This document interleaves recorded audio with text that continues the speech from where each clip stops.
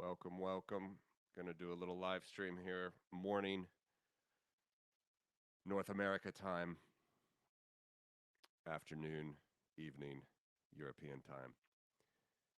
And always run into different technical difficulties at some point. Was gonna do a live stream with Plan C and Smithston and Mr. M on their channel, but time zone issues. So happy to have Plan C here this morning just to talk about some stuff. So thanks for coming on, buddy.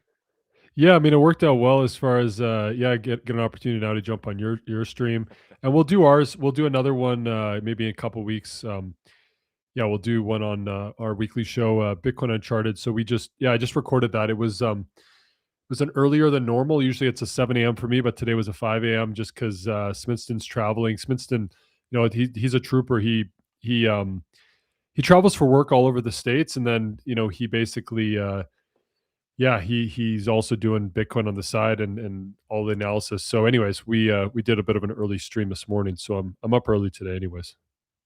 I get it. Well, yeah, you guys are at all hours of the day here on the in North America, East Coast, West Coast. But yeah, connecting in Europe can be difficult at some times. But like you said, glad it worked out at least for this, and I'll get back on yours later. But good. So yeah, I just want to run through a couple charts. I'm continuing to work on my back end here and try to get a good generalized macro chart engine for everybody up and running, but it's still taking some time. Any event, this is a good chart here from data comes from Bitcoin Lab. You could find this data if you wanted to on your own node as well, UTXOs. And I think that we are showing some good signs coming out of the 60s, the low 60s, low 70s for sure. And you see this short-term. So we have long-term UTXOs in profit, short-term UTXOs in profit, and long-term UTXOs in loss, short-term UTXOs in loss. I'll show this as a percentage in a second. Generally, UTXOs grow. When we boom, they can really grow. And also, they grew a lot here in the halving of 2024. But we seem to need to bleed out a lot of UTXOs for a while before we paint a bottom in. And I think we're just going through that process. It's just going to take some time. We'll look at the quantiles in a second here, but I think that this could very easily fall back down to more red here. We could very easily fall back down to, low 70s, high 60s. We'll just have to see. I'll show you this in percents now. So this, I think, is actually more helpful. So as we move up, let's do, what's wrong? No, let's leave log off on the price. So 2013 boom. When you get to an all-time high, basically all UTXOs are in profit for that day. So it's somewhere here, October, November, wherever it was. I don't even remember. And then we have to bleed out through the bears. And in this case, you went to even like 90-10 on certain days of UTXOs in loss versus profit. Last two cycles was something like 50-50. And so the question is now, how low will we go during what I think is unquestionably another cycle here.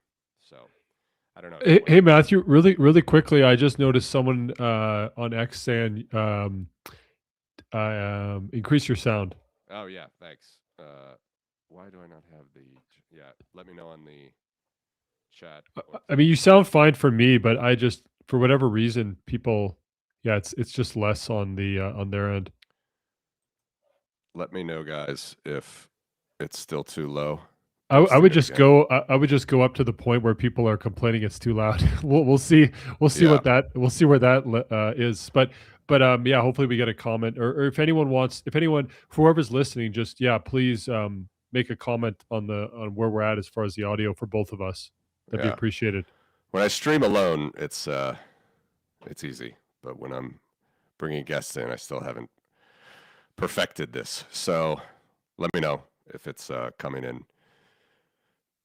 Uh, That's quite a bit louder, so I think that that probably is good. I mean, you're sounding pretty loud for me, but hopefully for other people, it's good.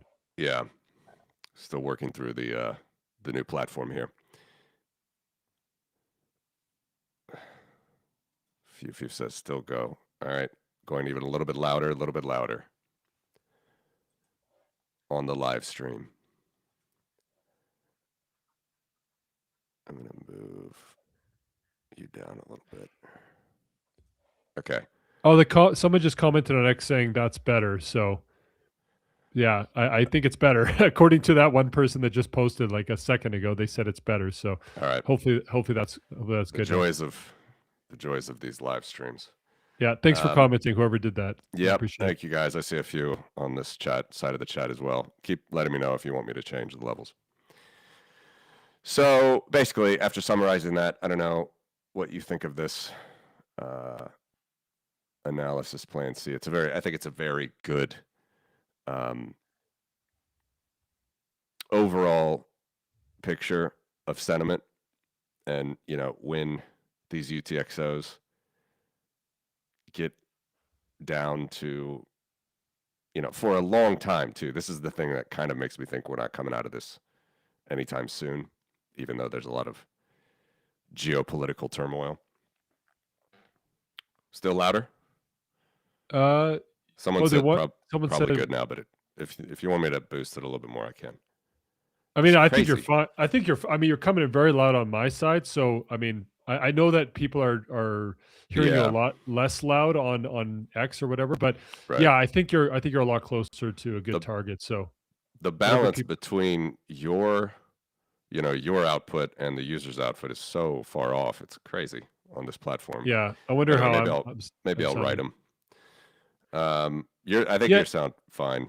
I'm probably Let me I'm know if I probably should loud. drop Plan C at all, or if he sounds too loud. People are saying you were too loud last time you came on. Oh, yeah, I can always turn myself down a little too.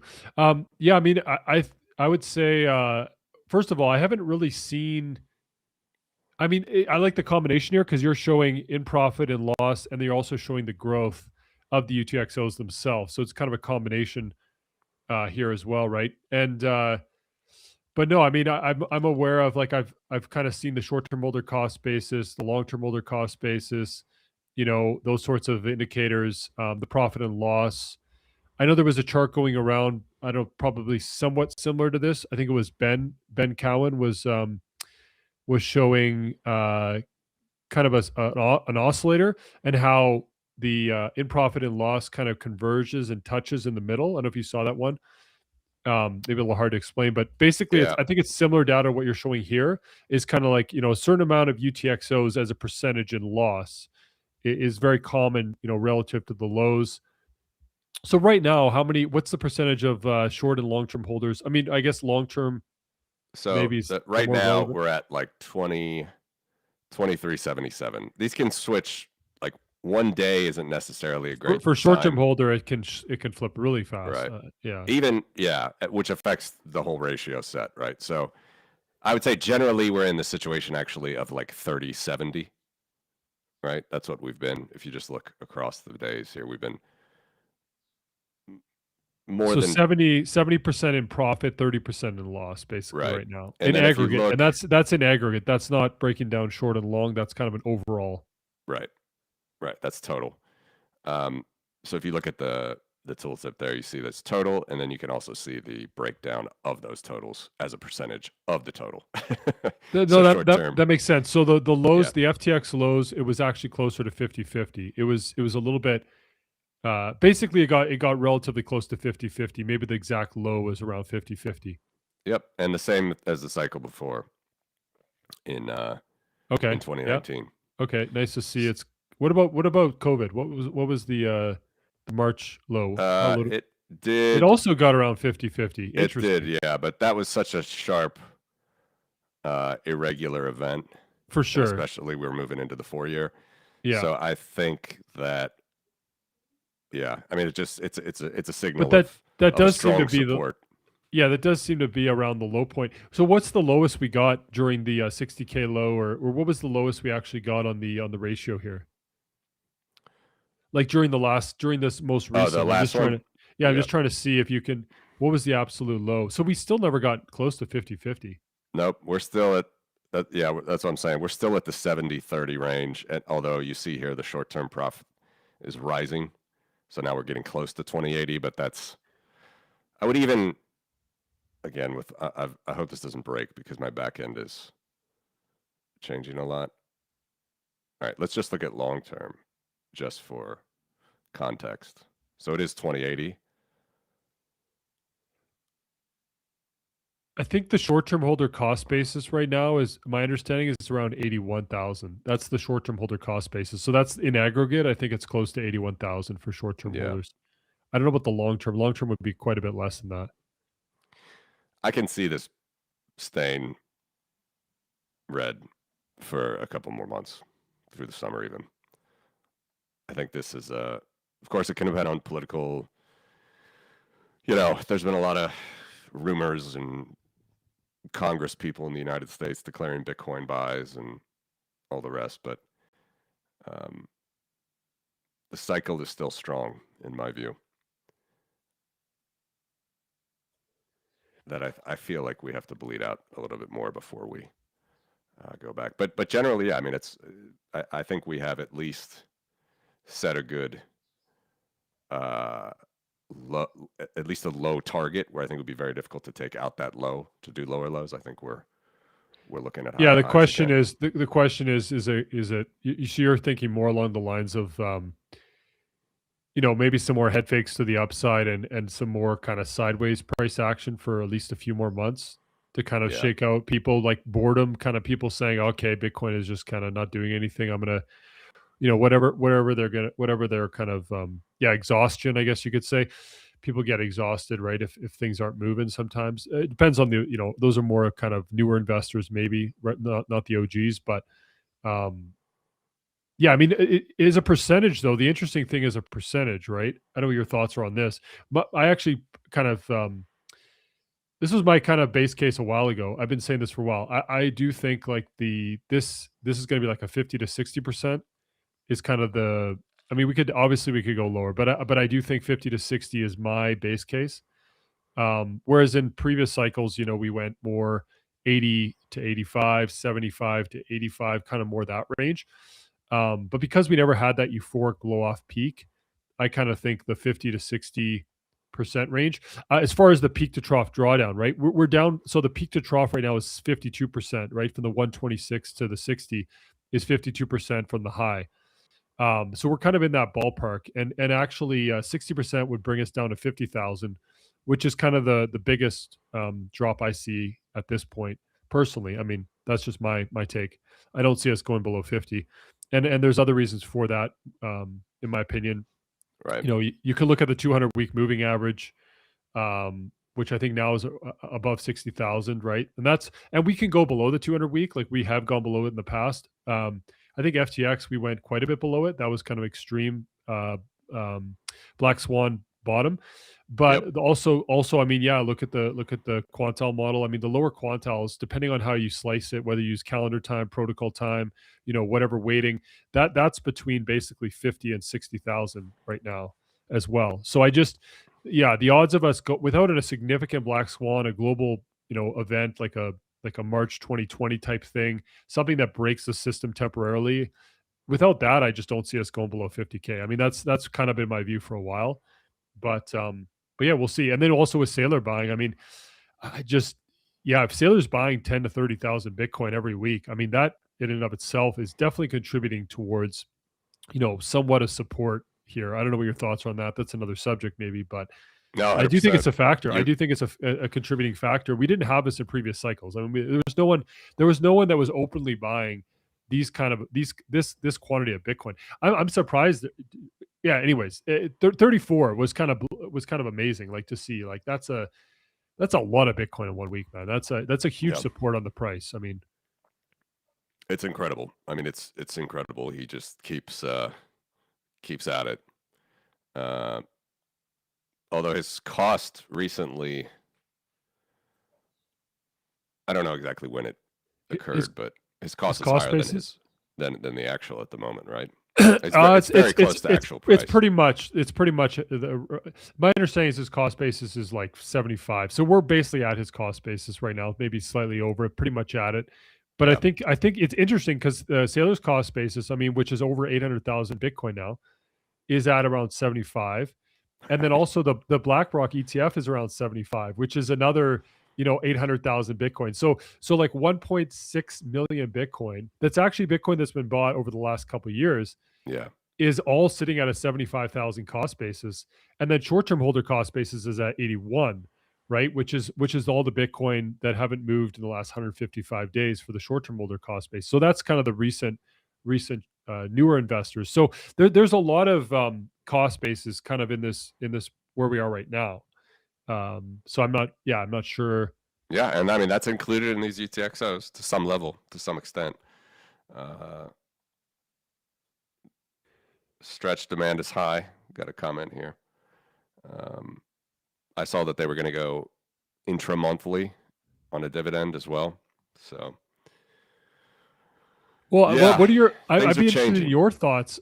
Your thoughts on this 11%, because this is interesting, right? This 11% dividend, which my understanding is he can decide to pay it. I mean, in theory, right? I mean, the people would lose a lot of confidence, I would assume, in the vehicle if he stopped paying it. But in theory, he could pause the payment or whatever. So, but just your thoughts on this 11% relative to the global, money supply and just all these things. Because I remember in a show we did probably a year ago now, I remember you were showing charts about gold, over longer time frames going up like 10%. Obviously, gold went on a huge run, but normally gold and the S&P, these things kind of all go up like around 7 to 12%, which aligns with this kind of global inflation, right? If you take all the currencies, it's like I think you said it was 12% or something. Or 12.8%. Yeah. yeah, that was it. Okay. So that's kind of and that's there's other currencies that are smaller that have a higher percentage that bring up that,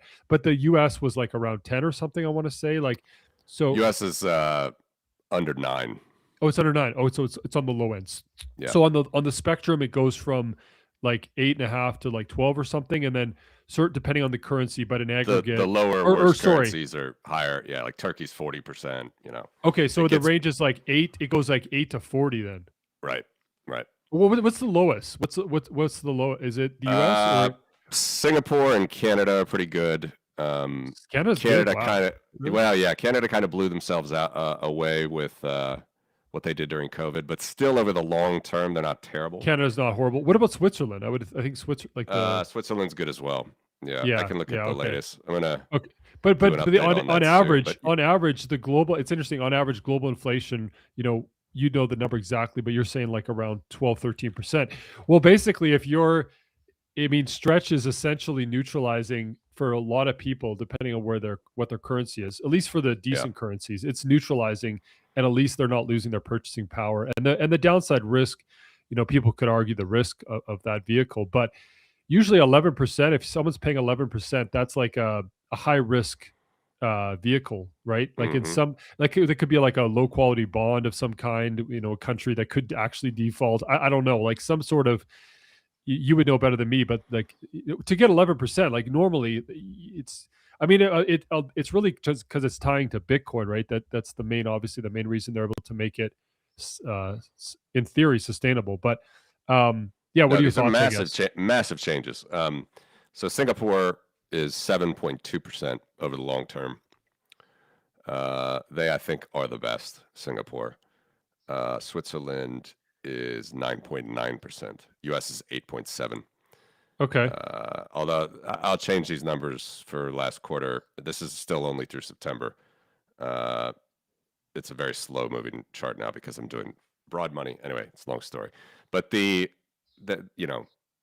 as a lot of people are talking about, and you're seeing it in the weekly balance sheets and stuff, I mean, things are bottoming out.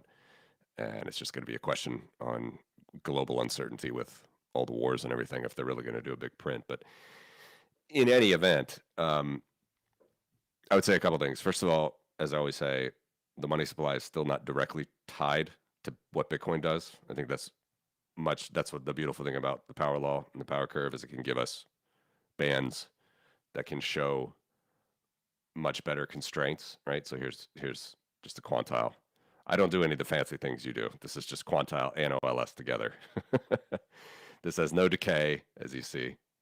It's just a regular quantile and OLS. But even here you can see again, I think over the big picture, and even if you talk about like selling puts or borrowing in Bitcoin, which might be a good idea. Again, none of this financial advice, as I have in notes, but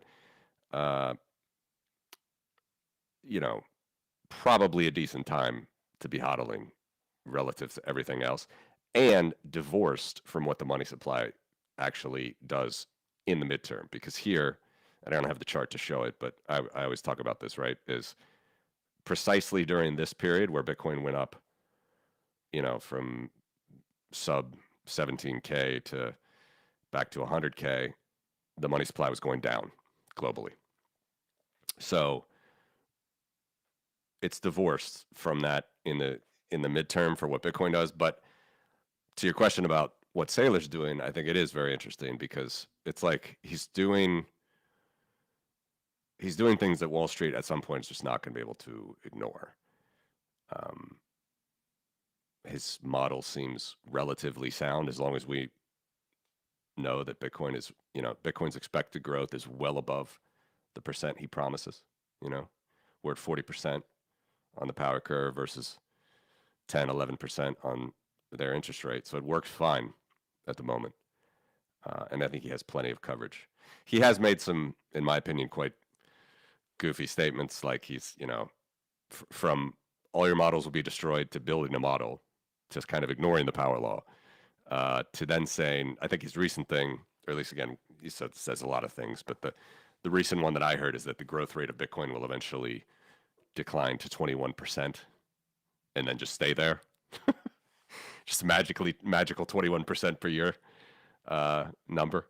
That obviously has implications for the power law. It has implications for the markets. Like there's no way that he knows that it's going to be 21% per year. And if it is 21%, that means Bitcoin's not running a power law anymore. So I think there's a lot of marketing and talking his book with that. But yeah, regardless, it's massive. It's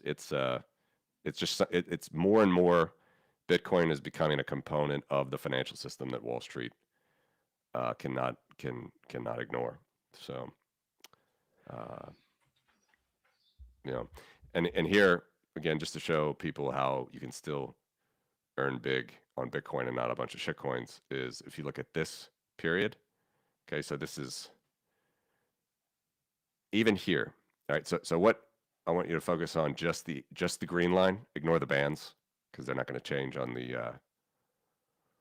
oh no, maybe they do actually. Anyway, I'm still testing things.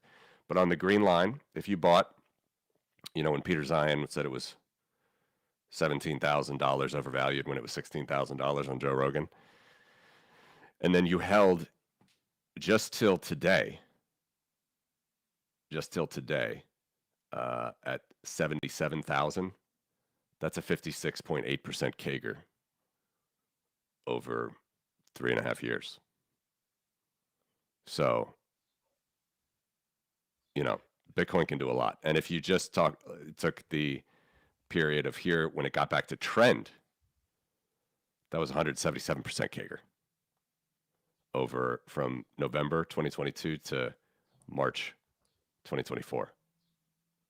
So this is all good news for Bitcoin, right? I mean, being in these lower quantiles is just, it's very hard to be bearish, I'd say. We could always go back down. I very much think we could test the lows again here.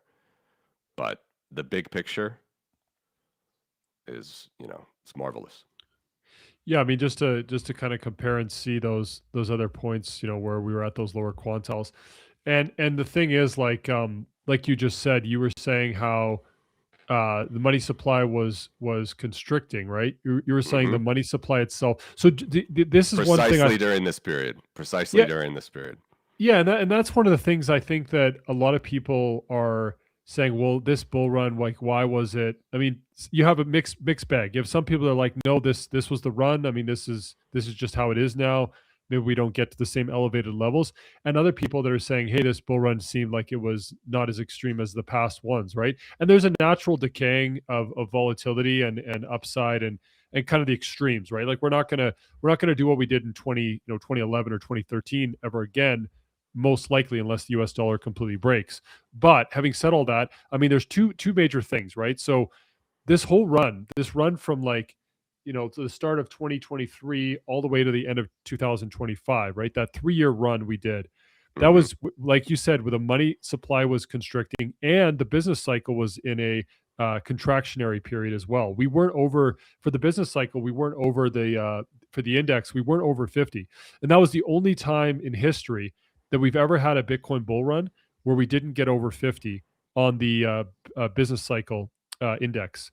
So basically, we were in a contractionary business cycle and a restriction of money supply, and we still made that run we made. So I actually personally, my kind of way of framing it now, yes, it was a bull run. You can't deny it wasn't a bull run. I mean, we went from 15,000 to 126K. So in price, in US dollars, it was a bull run.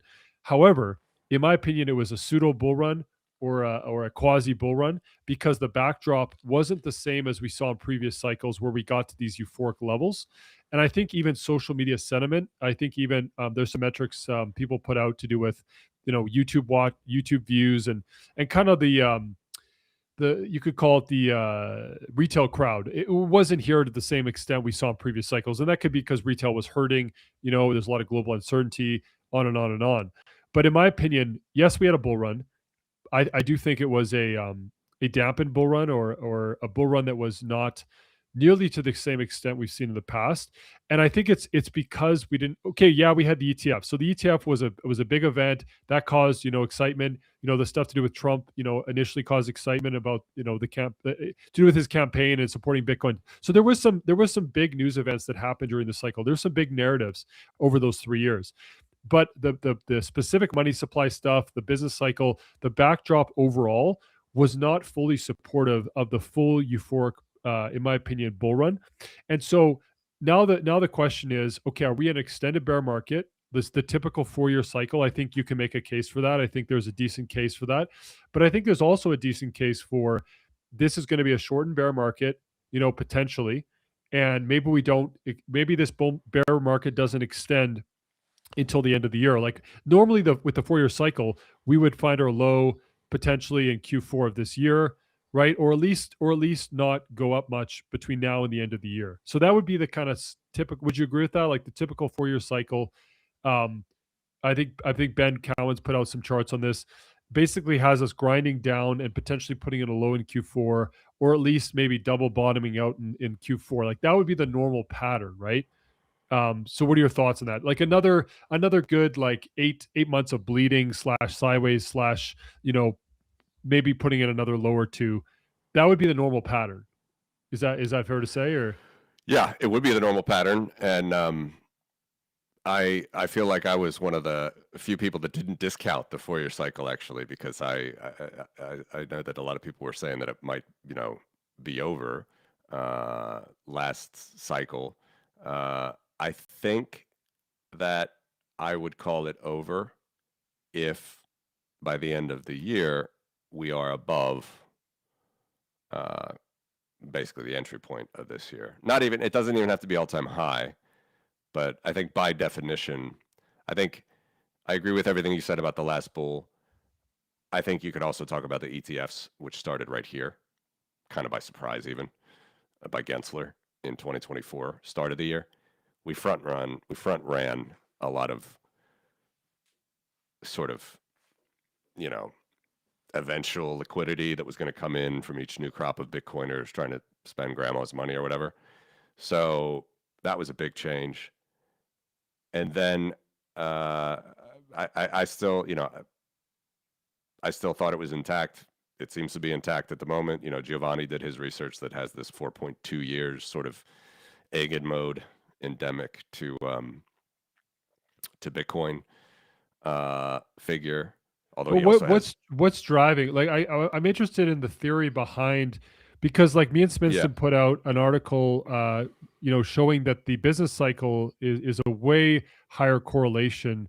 But basically, if you're looking at correlations and you can look at fits, I mean, the business cycle actually has a growing statistical correlation with the Bitcoin cycles. But I mean, what besides the business cycle? That also follows the business cycle, also happens to follow about 4 to 5 years recently over the last couple of cycles. I mean, that has been the business cycle. So besides the business cycle, I have not heard a good argument for why Bitcoin has to follow a 4-year cycle. And I understand there's a huge psychological component. So I think, you can make an argument for self-fulfilling prophecy, right? Like what happened is you had this cycle, right? During this 3-year bull run, there are a lot of OGs were selling. A lot of OGs that got in really early were taking profits, especially over 100,000. So there was a ton of old money coming on, OGs selling, long-term holders. But then also Q4 of last year, the narrative of the 4-year cycle is still very strong. I ran polls on my X account, and some of them got like 4,000 or 5,000 votes. And 50% of people, when I started doing these polls, still believed in the 4-year cycle. It went down to about 30% towards the end of the year, but roughly 30 to 50% of people still believe in the 4-year cycle. So there's a self-fulfilling prophecy, and a ton of people were taking profits Q4 of last year simply because of the 4-year cycle narrative. Nothing beyond that. Yeah. So my question is, why is there this, if the 4-year cycle does remain intact, right? I think it's 50-50 at this point, but if it does remain intact, why? Like there's nothing mathematical in the Bitcoin, baked into Bitcoin. Like, because I'm not well, there is. It's the halving. But there's no logical though. But there's got a comment here. The halving has a diminishing effect too. But mathematically, there's no effect. There's no effect. No. I like this. This is the thing I don't understand. Well, and we put this into the article about the business cycle. You can statistically show the impact of the halving. At this point, it's completely irrelevant. And it started out being a big influence. The first 2 cycles, but the first cycle for sure. You could argue the second one. After that, there's really no actual mathematical reason that the halving should be at any impact on the cycle. Like it just doesn't. Math doesn't make sense. So it has to be outside of that. What was your determination of the math? I have answers for you, by the way. But what was your determination of the math? Well, you can show if you want to. I can show a chart actually. If you go to If you go to X here, we can. Are you on X? I'll share your thing if you're ready. Let me just pull up the screen. Yeah, I'm on X right now, but I'm just gonna have to change. You just muted, by the way. So I will fill the dead time while he pulls up that chart. Yeah, maybe it's easier for you to pull it up. I don't know if I can. Let me see if I can find it. So just go to it. We got your screen share we talked about pre-show on. Can you see this? Yep. Hold on, I'm opening it up. Okay, so this is the article here. So this shows here. We'll go through the charts, right? So this shows. I mean, you can see it right here. Like visually, besides the math and the high R squared, I mean, you can just visually see there's some sort of a pattern there, right? That's what's using z-scores. But here's the actual impact, right? So you can see that the dashed line is showing kind of the actual supply impact. So annual inflation rate as a percentage, right? You can just see, I mean, starting in the left top corner, yes, it was a big impact initially, but by 2016, you can see the crossover. Like the business cycle is the kind of greenish blue line there. You can see they crossed over, right? About just before 2016, the business cycle was higher. and it's only increased, right? It's only become more kind of impactful when it comes to the R squared. In fact, the business cycle over the last What are we half, looking at? The green line is correlation to yeah, it's PMI. R squared. It's R squared between basically the PMI and the Bitcoin cycle.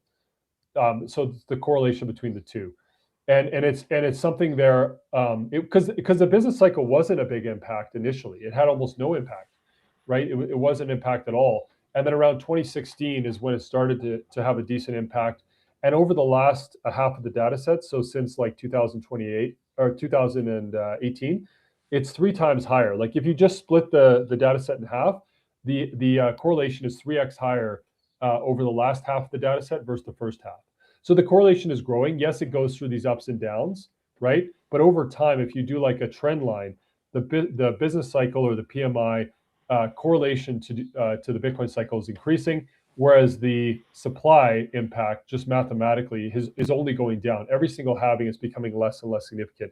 And at this point, it's really such a low percentage. I mean, the amount of Bitcoin mined every day, right? Sailor's buying up what, like multiples of that every single day. Like I just don't see how the supply dynamic to do with the cycle, or sorry, to do with the halving, has any factor at this point. It has to be all psychological or some other factor. It doesn't, the math doesn't work. I Do you don't, have any other charts on this? that's pretty much it. I mean, all these other ones are showing, more the statistical correlation stuff, but that's essentially it. But anyways, I'd like to hear your views on it. I'd like to hear, because I'm Yeah. open to change my mind. I just haven't seen anyone present anything on the math side that would give me a reason why the halving has any impact at this point. That's kind So of where I stand on it. a couple things. The inflation rate being lower, I would say, is not necessarily an indication that it's not necessarily, and especially even the volume of coins being lower as a percentage of the amount of Bitcoin out there, what Sailor's buying, is not necessarily fully going to take away what happens when this shelling point, which is a big event of the Bitcoin cycle, occurs. Unfortunately, I don't have a lot of the charts to show what was happening, but fees reached an all-time high, also because of a lot of the stupid JPEGs that were happening in 2024, I guess it was. After, or no, it was 2025, wasn't it? 2025, the halving? Yeah, it was 2025. No, 2024, April. That were happening during that period.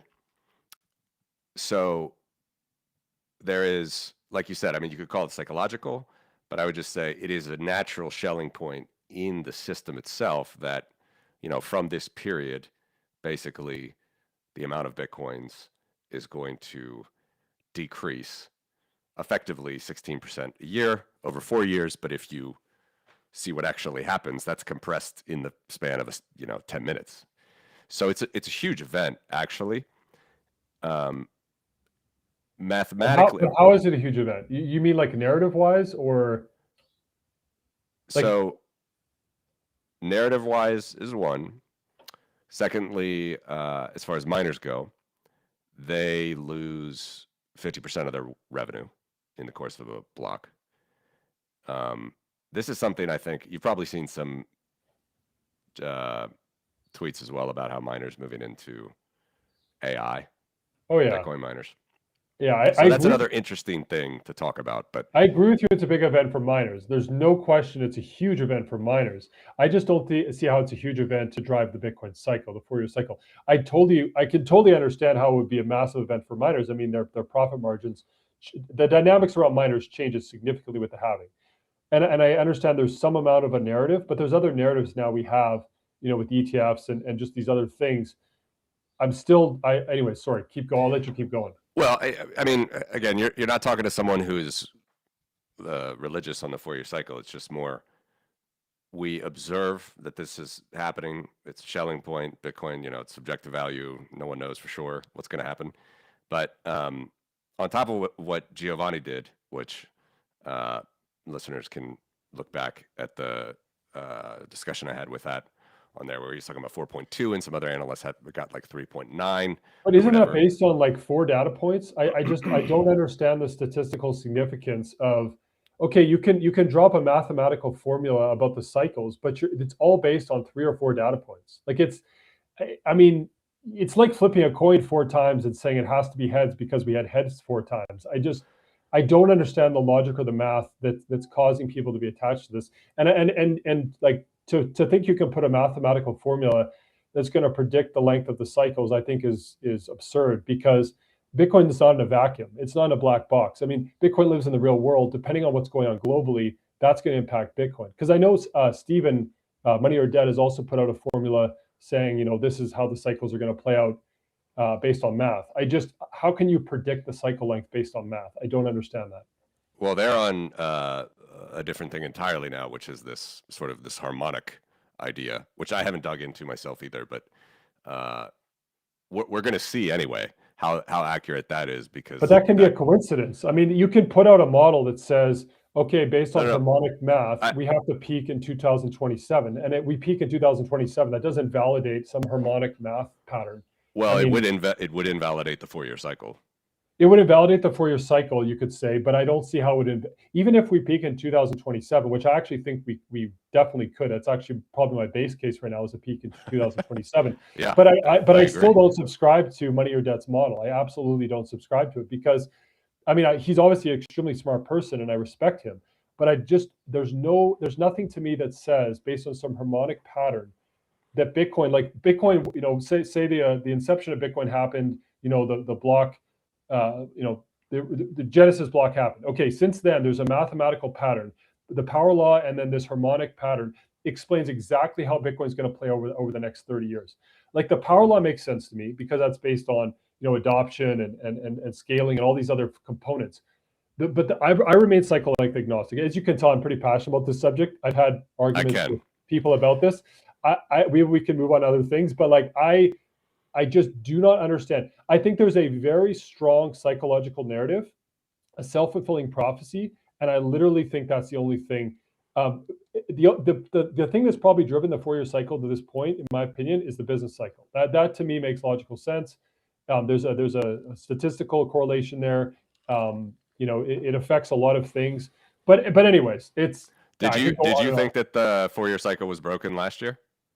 So my opinion, I'm in my cave a lot, so I'm not. Yeah. So my opinion on it was, yeah. I mean, I would say I had egg on my face a bit, because I still believe that. I haven't really changed my views. So my thing is, I was a proponent that I didn't think the 4-year cycle would hold. I was pretty adamant about that. I tend to be pretty strong in my views. So I took a strong stance that I did not think the 4-year cycle would continue. I did make quite a few posts saying I did think we could have a pretty big correction at the end of last year, simply because of the psychological component of it and people selling. So I thought it would be a really strong headwind. But I kind of viewed it as, I don't believe in the 4-year cycle, or at least it's not my base case, but I saw it as a big psychological headwind heading into the end of last year.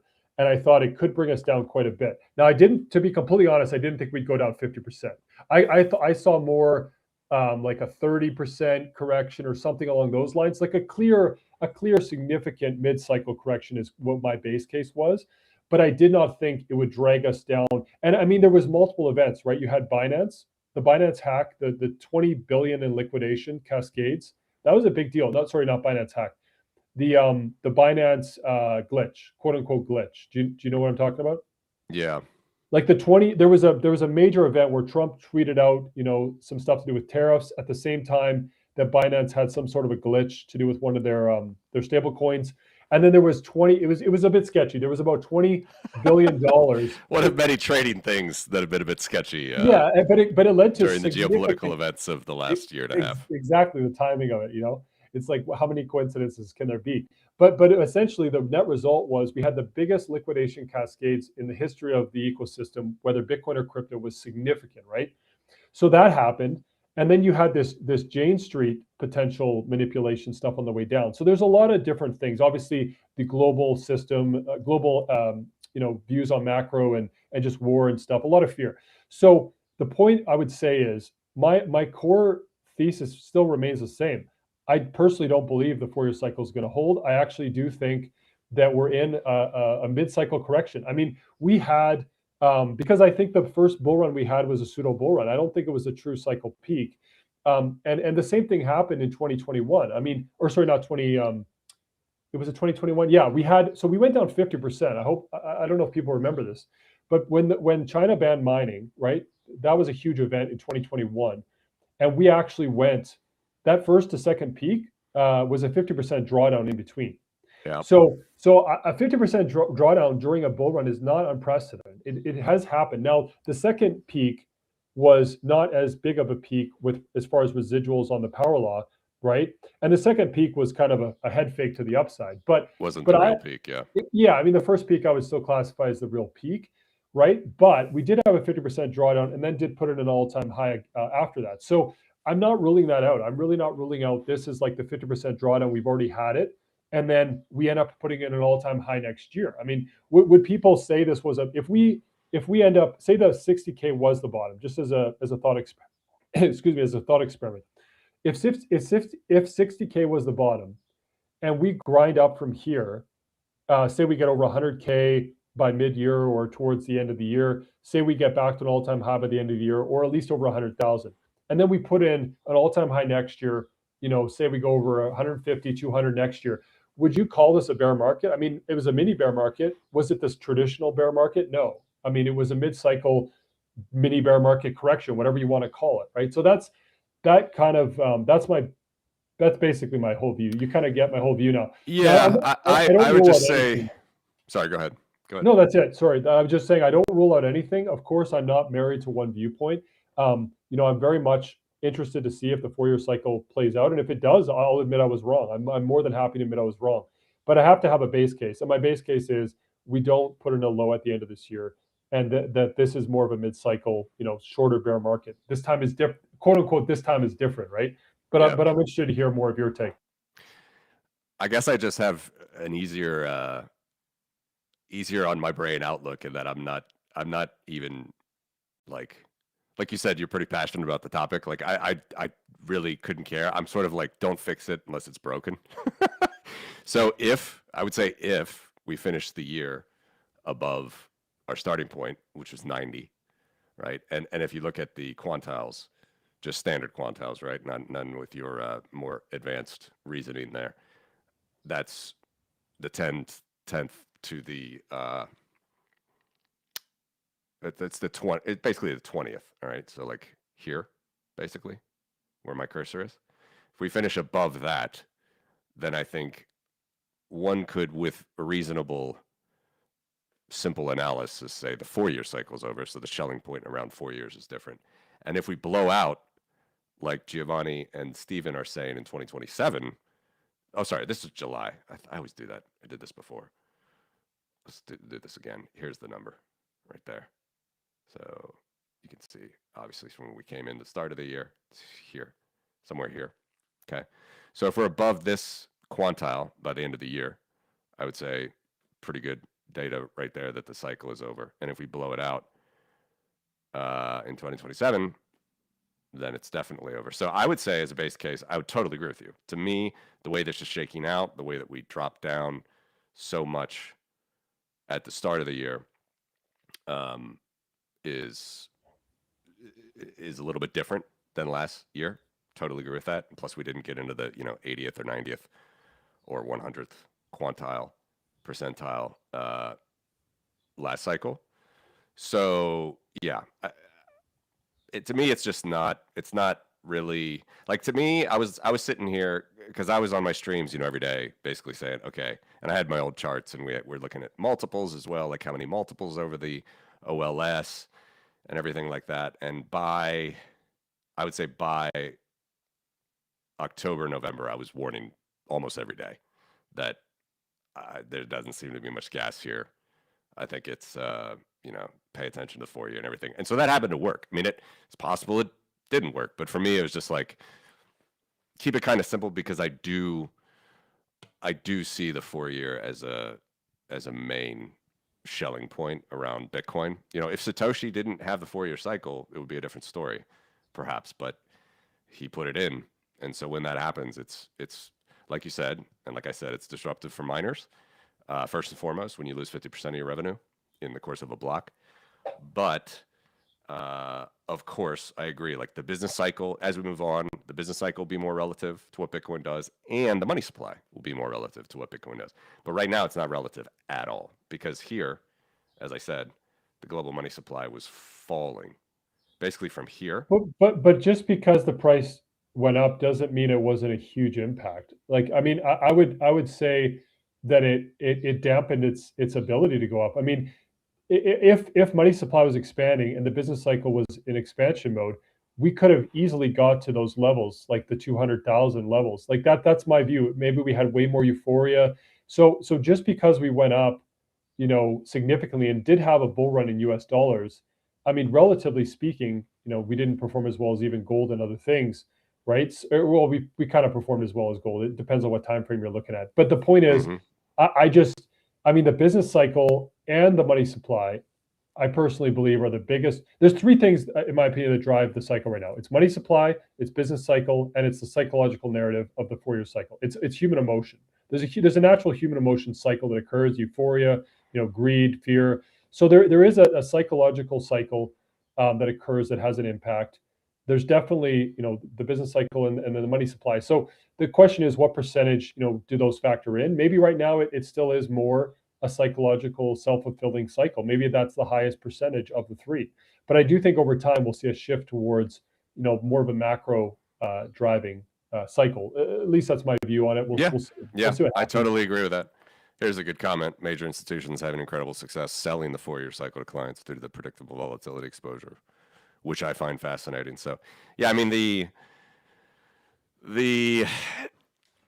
for lack of a better word, the animal spirits become more, they come, I'll show this with a gold chart, by the way. They're going to become probably more relevant to Bitcoin rather than less. Whereas before, as this thing was a new system that was developing out, and we could sort of represent price as a representation of the adoption curve, those peaks and troughs were more pronounced. But yeah, history rhymes, never repeats. Like, we're definitely on a way different course, even right now in April 2026 than in, because look where we would be in April 2022, right? We'd be above the OLS.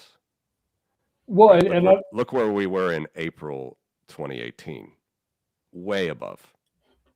We're at the 70th, 80th, between the 80th and the 90th percentile. So it's just different. Of course, if you were doing like a little bit more of a decay on the upper quantiles, you have a different analysis there. But I think just generally speaking, yeah. Here's another chart for you. If you click on the X for a second. So this is one that put out by Ben, and I don't want to speak specific on Ben's opinions on things. People can follow his content. I know Ben is a really great analyst, and he caveats all the stuff he says, and he's more just showing like this is the pattern we followed in the past. I don't think he's married to all these things, but this is a cloud that was created, this is kind of based on midterm years, right? This is only based on 3 or 4 data points, but it's looking at the midterms and kind of showing, okay, this would be the path, right? So normally, if the 4-year cycle holds, we would stay in this cloud and basically grind down and put in our kind of our low towards the end of the year. You can see where we're at right now. We're already at the very top of this range, right? So I mean, it doesn't mean we could bounce off the top and go back in. I mean, we don't know yet if we're going to break out of this pattern. But if we break above this cloud, we're already broken out of the pattern we've been in historically already, right? And this is this is midterm years in the U.S. Yes. Yeah, midterm. This is looking at midterm years. So it's basically looking at like every 4 years in the past. It's essentially the same as looking at the 4-year cycle. Like, what has Bitcoin done this year every 4 years? Yeah, it goes down, right? And it's basically saying year-to-date ROI, right? So the year-to-date returns, this is the pattern over the course of the year. And it's essentially down and to the right, right? Like it's down and to the right.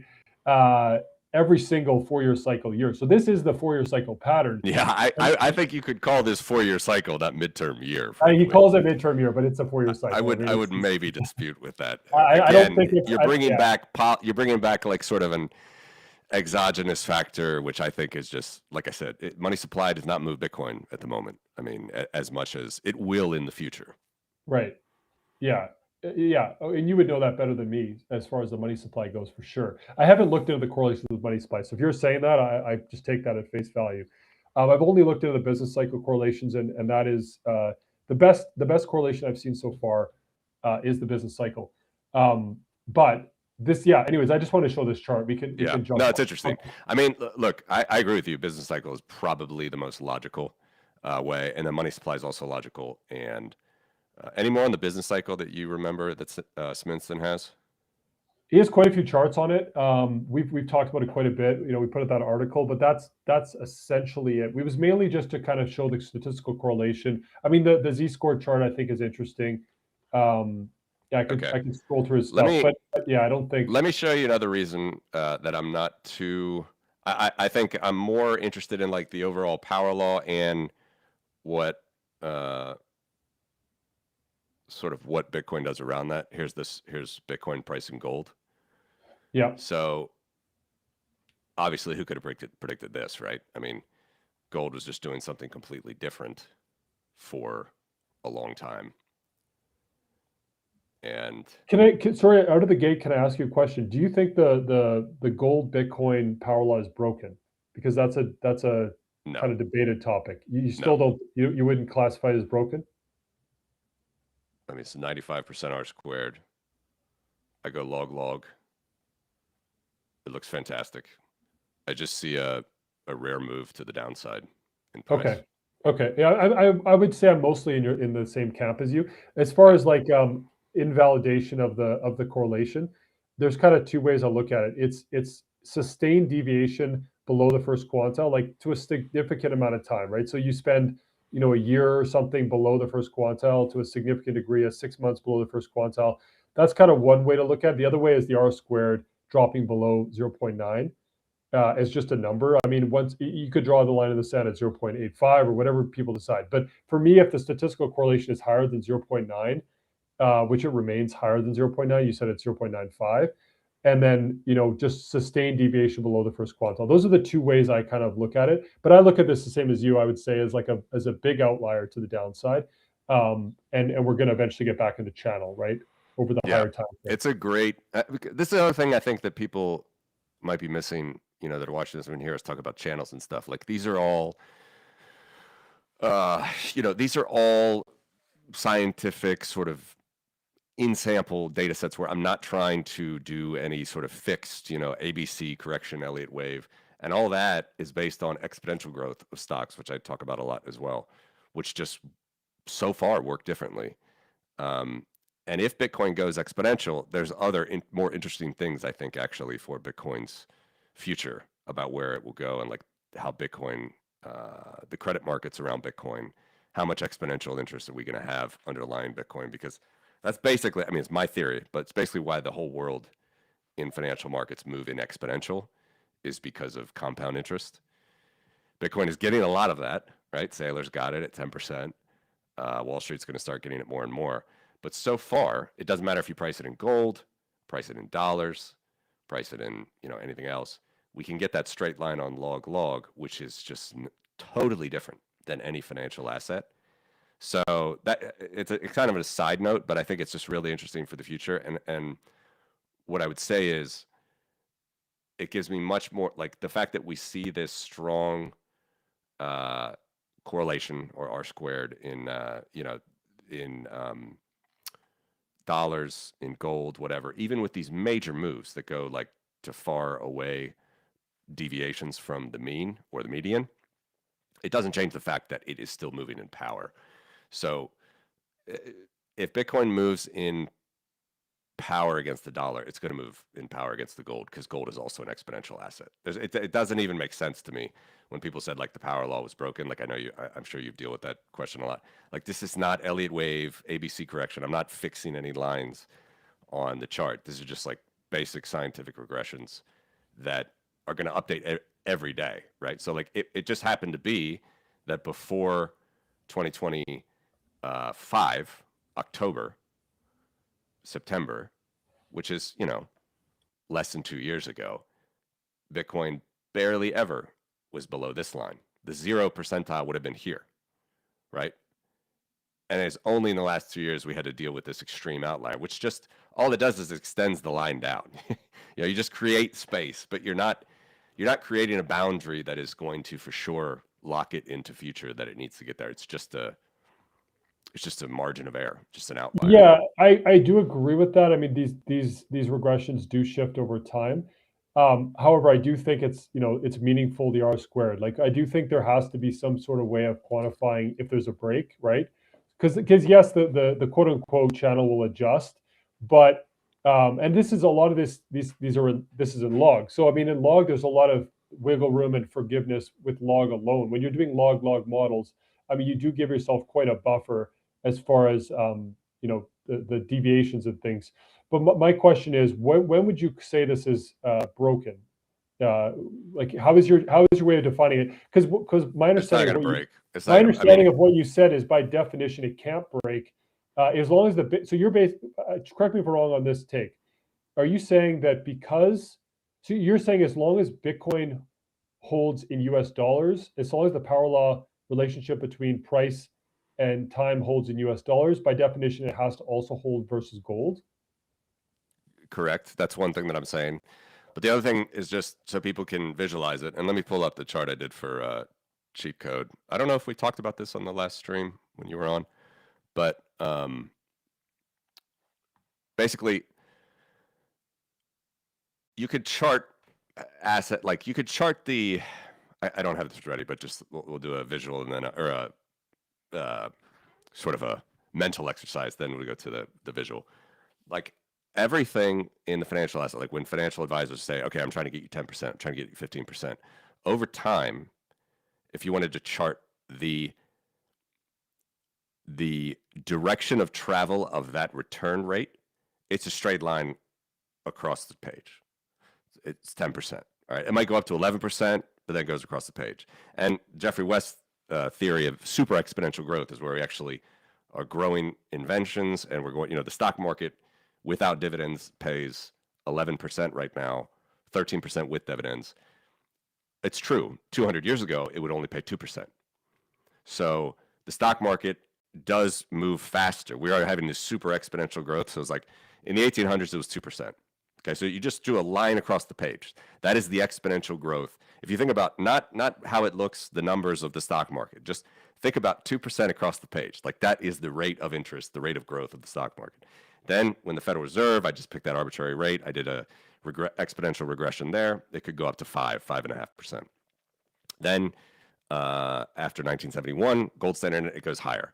Now, after 2008, the 2008 trend, it's something like 11% plus 2% for dividends typically. So you're at 13%. So we're actually moving in shorter and shorter time periods, moving faster and faster growth. This is the main trend. That's the main thing of markets, which Jeffrey West talks about, which is super exponential growth. That's a fact. 100% that's a fact. And we're going to deal with that mathematically within the next 20 years. Like that will be the singularity. Not like the Ray Kurzweil singularity, but the essential singularity, which is basically our rate of growth, whether with AI, everything else, but the rate of growth is faster and faster and faster in shorter and shorter increments of time. Bitcoin throws a major wrench in that theory. And one way or another, we will have a reckoning here. All right. So now that I explained it, let me show you the chart. I've shown it a bunch, but this is even more rounded numbers than the stock market. But basically, here's what I was just talking about. Okay. I'm throwing in other things like the growth of U.S. debt and the Federal Reserve balance sheet. It's actually quite lower, but this is what exponential growth looks like across the page. We just 2% a year, 2% a year. Then you look at it's the slope of that straight line on log linear, exponential, not power, exponential regression. So it looks like this. $1 in 1800, growing at 2% per year would take you to $15 in 1914, which would take you to $300 in 1971, which would take you to $5,000 in 2008 global financial crisis. And then again, I'm averaging different things. So now it's only an 8.2% growth, which would take you to a little under $20,000 today. So that is how you would chart exponential growth. Okay, that's simple things. I know that I'm doing it a lot for a lot of concepts here, but basically, if I wanted to chart how those percentages looks, it's like this: boom, boom, boom, boom. So it's this. He calls it a treadmill. Basically, you can see that the treadmill rises and rises, and it gets quicker and quicker. And like I said, these are averages, so this is actually 8%. But think about the stock market. Like I said, it's really like the S&P right now does 13% with dividends, so it's really up here. But then I said, okay, let's think about Saylor's rate of return. Let's think about how, let's just say we jump to 20%. This was my cheat code presentation in London. So I said, let's just say we're at 20%. This is exponential growth at 20%. How does it graph? It's just a straight line across the page. Okay, well then there's a dissonance here. There's a tension because anybody who follows the Bitcoin power law knows that it's a declining growth rate. This is how you would grow. This is how you would graph power growth over time. And so in Bitcoin's case, it was thousands of percent in the earlier years. Now it's about 40. All right, so this line is 50. By 2031, it's going to be 30. By 2041, it's going to be 20. And by 2070, it's going to be 10. 2070 is out of the picture. That's going to be too far away. The stock market's already growing at 13%. So, and we know Saylor's paying 10, 11%. So the point is, as I see it, again, without making too bold of predictions, the fireworks are really going to happen in the system between 2031 and 2041, because that's when Bitcoin's growth itself will be about 30%, going down to 20% from 2031 to 2041. And then pick your number. I mean, where do you think the stock, you know how to do regressions, right? We could model increases in the stock market over time. Here's the actual figures. I don't want to put too many figures on the screen, but the point is the stock market in 10 years, like Apple's already on a trend doing 20% a year. What is the S&P going to be doing, in 5 years? If we're lucky, right? If we're all not bombing ourselves, and we're going on these faster and faster trend mills, and there is going to be a natural tension with what Bitcoin does on a power law with a declining growth rate. And so, as I phrased it, I didn't mean to turn this into a lecture, but you told me. No, this is great. This is great.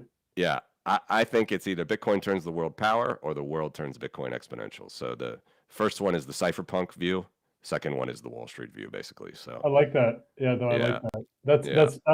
That's actually yeah, it's quite interesting.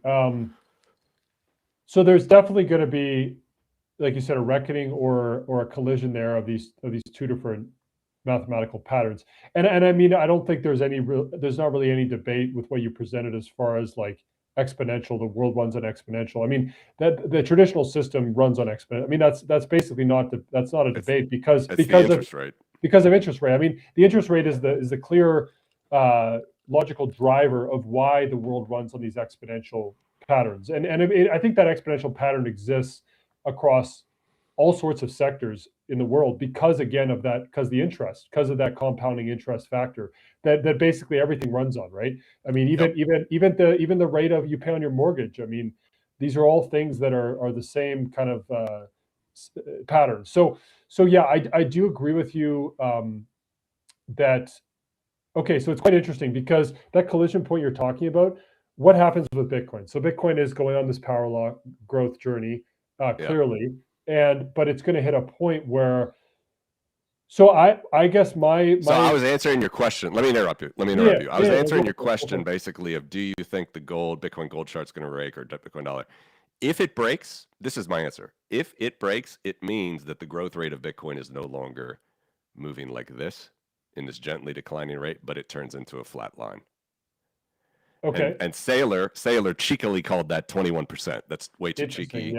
That's just not scientific. It's just a made up number. But if that happens, then going back to the presentation here, you're going to have probably a situation where one cannot withdraw Bitcoin. Debt contracts continue at interest exponentially, and Bitcoin's just going to be just like gold. It's going to be doing something hopefully better than the rate of interest and whatever central banks around the world do. But it probably means limited Satoshis collateralized and, as I say here, redenominated across endless fiat units paid back in fiat interest. That's Okay, so this is part of the quote unquote war is, can Bitcoin remain? People are talking about quantum resistance, but they should talk about exponential resistance. yeah, In some ways, yeah. can Bitcoin remain exponential resistant as far as not taking on too much of the That's an interesting way to put it, actually. Yeah. as far as the traditional system, right? Can it kind of keep its boundaries or its barrier enough to not get, you know, flooded by the traditional system and its influence? Now what it could be a combination of both though. What about if Bitcoin can retain its power law growth pattern in gold, but it goes different in dollars, right? Because I mean, dollars, you know, like you said, are going exponential, and that's giving this illusion of growth increasing across any kind of asset, right? So whether it's Google or gold or anything, like even real estate, right? Like you could buy a house for 10K, you know, a certain amount of years ago. Now it's a million or whatever, right? So there's clearly this. I mean, if you go back and look at any kind of thing that people bought 50 or 100 years ago, I mean, we're talking about a scaling difference of the in US dollars because of that exponential growth, right? Over time. So because of that, I mean, we're going to see more of an illusion of growth in these different assets in US dollars. That's going to maybe continue to increase, right? But then how does that work as far as like, okay, so Bitcoin could retain a power law growth pattern versus gold because gold is a hard asset, you could say, right? Or would you I would no say no no not no no no necessarily? no no.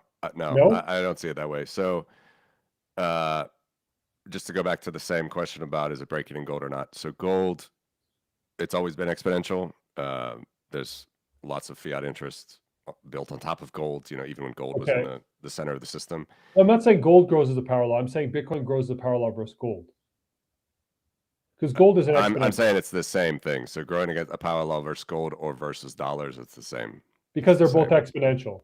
Yeah, they're both Okay, exponential. so if okay, that's an interesting way to say it. Okay, so if US dollars are growing as an exponential, gold's growing as an exponential, they're just different types of exponentials. One, they're both exponentials, but one is a more extreme exponential than the other. Is that basically a way to frame it? That's fine. Yeah. Okay, okay, because gold is still outperforming US dollars, right? So they're different types of exponentials, but they're both exponentials. Yeah, I mean, So the dollar exponentially declines against assets. okay, Gold and Apple and grow as an stocks and exponential bonds, versus dollars. Yeah. they grow exponentially versus dollars, but the Okay, that relationship is makes sense. 100% exponential for Okay. both. Yeah, Okay, that makes sense. and Okay, so you're Bitcoin throws a wrench in all of that, and then it grows in power in the case of whether it's dollars or gold. So that to okay. me is the key. Okay. That's the big key. The relationship, yeah, we went on kind of a tangent, but I like the tangent we went on. But basically, your kind of thesis then is if the power law breaks, it's going to break in US dollars and gold at the same time because they're both Right, essentially the same thing. right. They're two lenses looking at the same thing, just to different extremes, right? Like gold is a less extreme, whatever, exponential, but it's still exponential. These patterns. So it's important that the gold power law relationship. Sorry, it's important that the Bitcoin power law and gold remains intact because it's kind of an early signal, more so than US dollars, right? If one's going to break, I I think you're speculating in ways I haven't necessarily thought about, but I wouldn't even worry about because well, what if the R squared went down to 0.8 or 0.7? well, Would let me that be just put it this concerning? way: Apple stock goes exponentially versus dollars. It goes exponentially versus gold. It's just there's no way that breaks. It's not even a question. All right. Apple stock goes exponentially against dollars. It goes exponentially against silver. I don't have the charts ready, unfortunately, because I've been doing so much work, like I said, on the back end. But I could show you chart after chart after chart where let's just show. Hold on, where's my dollar gold? Do I have dollar gold right now? Let me pull up. Did I show dollar gold? It's a simple enough chart, but let me pull it up. Do you have anything to say? Well, simply, I mean, my base case remains I don't think either of them break. Like, I just think this is a really extreme outlier event. I mean, gold went on a huge run right, that coincided with Bitcoin going on a huge decline. So, I mean, the fact that we're below the bottom is not overly concerning to me. The R squared is still Yeah. 0.95. So I'm not overly concerned currently, just so people understand, I'm not overly concerned about the power law relationship between Bitcoin and gold right now. But if I had to look at both, like Bitcoin versus US dollars or Bitcoin versus gold, to me, if one was going to show any signs of any cracks, it would be gold relationship first, because it's a harder power law to maintain by definition, because it's outperforming US dollars. Gold is outperforming US dollars. So by definition, if gold is growing as a exponential versus US dollars, um, for Bitcoin, I'm not saying it won't retain its power law nature versus gold. I'm saying it's a harder power law to retain, right? That's it. I mean, so if there was any cracks in the power law kind of overall thesis, it would break versus gold before it would break versus US dollars. That's my base case. And but I mean, I would need to see the R squared drop probably well below 0.9. I mean, even if it went down to 0.8, I wouldn't 0.8, 0.85. I mean, the relationship becomes weakened at that point, right? There is a difference between 0.85 and 0.95 as far as the relationship, right?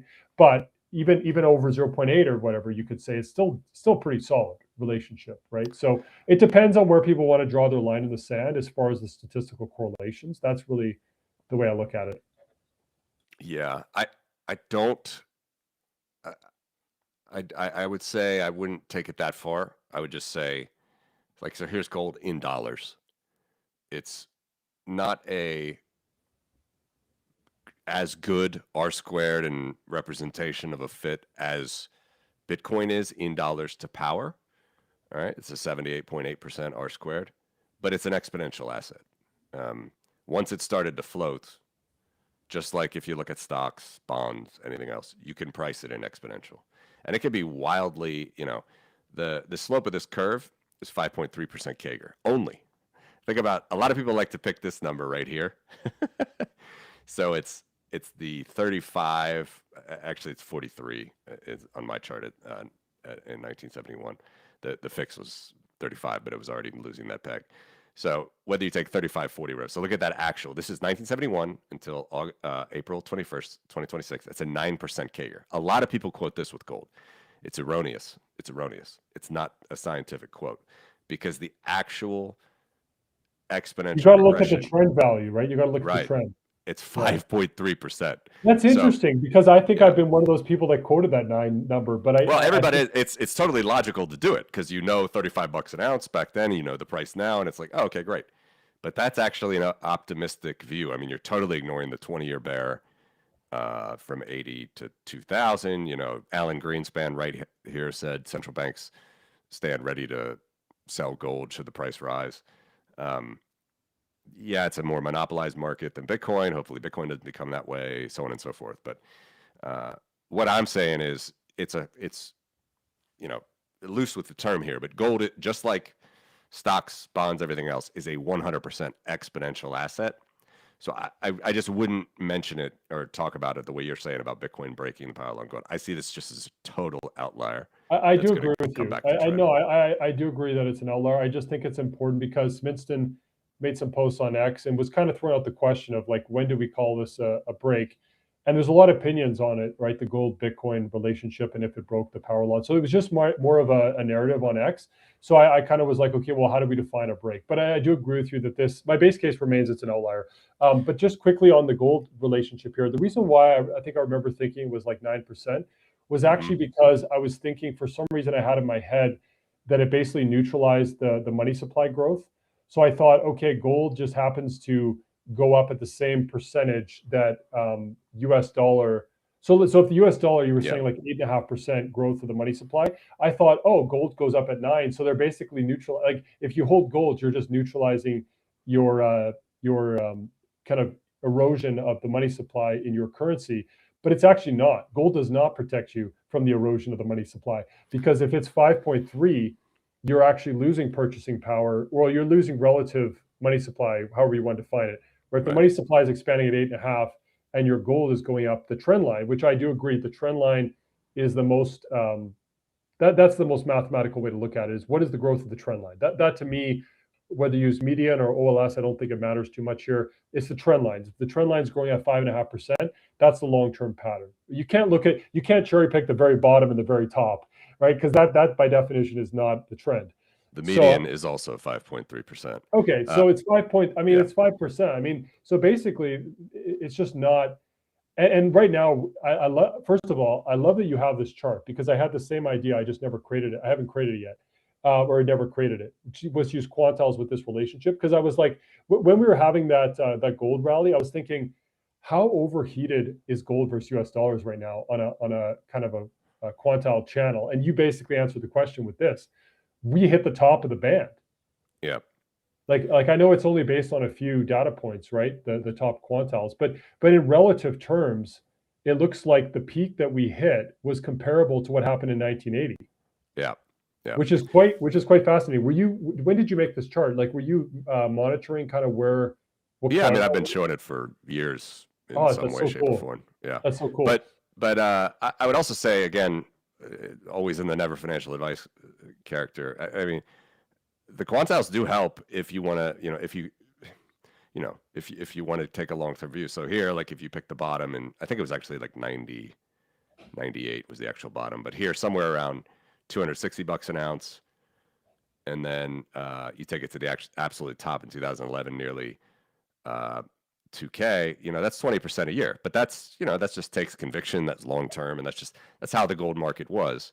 So yeah, you can totally do better in the gold market than 5.3, as I'm sure you're buying at a lower quantile. So you could show the returns based on quantile. You could say based on what quantile you'd need a lot of data, right? But if you could even, someone could even map and they could say, okay, if you buy at the 10th quantile, this is your return. This is your CAGR. If you bought at the 20th quantile, like your entry point does matter. So yeah, if you bought at the median, the trend line would be 5%. But if you bought at the 10th quantile or the first quantile, your returns are higher, right? It's also very important where you sell. So if you, of course, good point. But like I mean, we said, the returns up, yeah.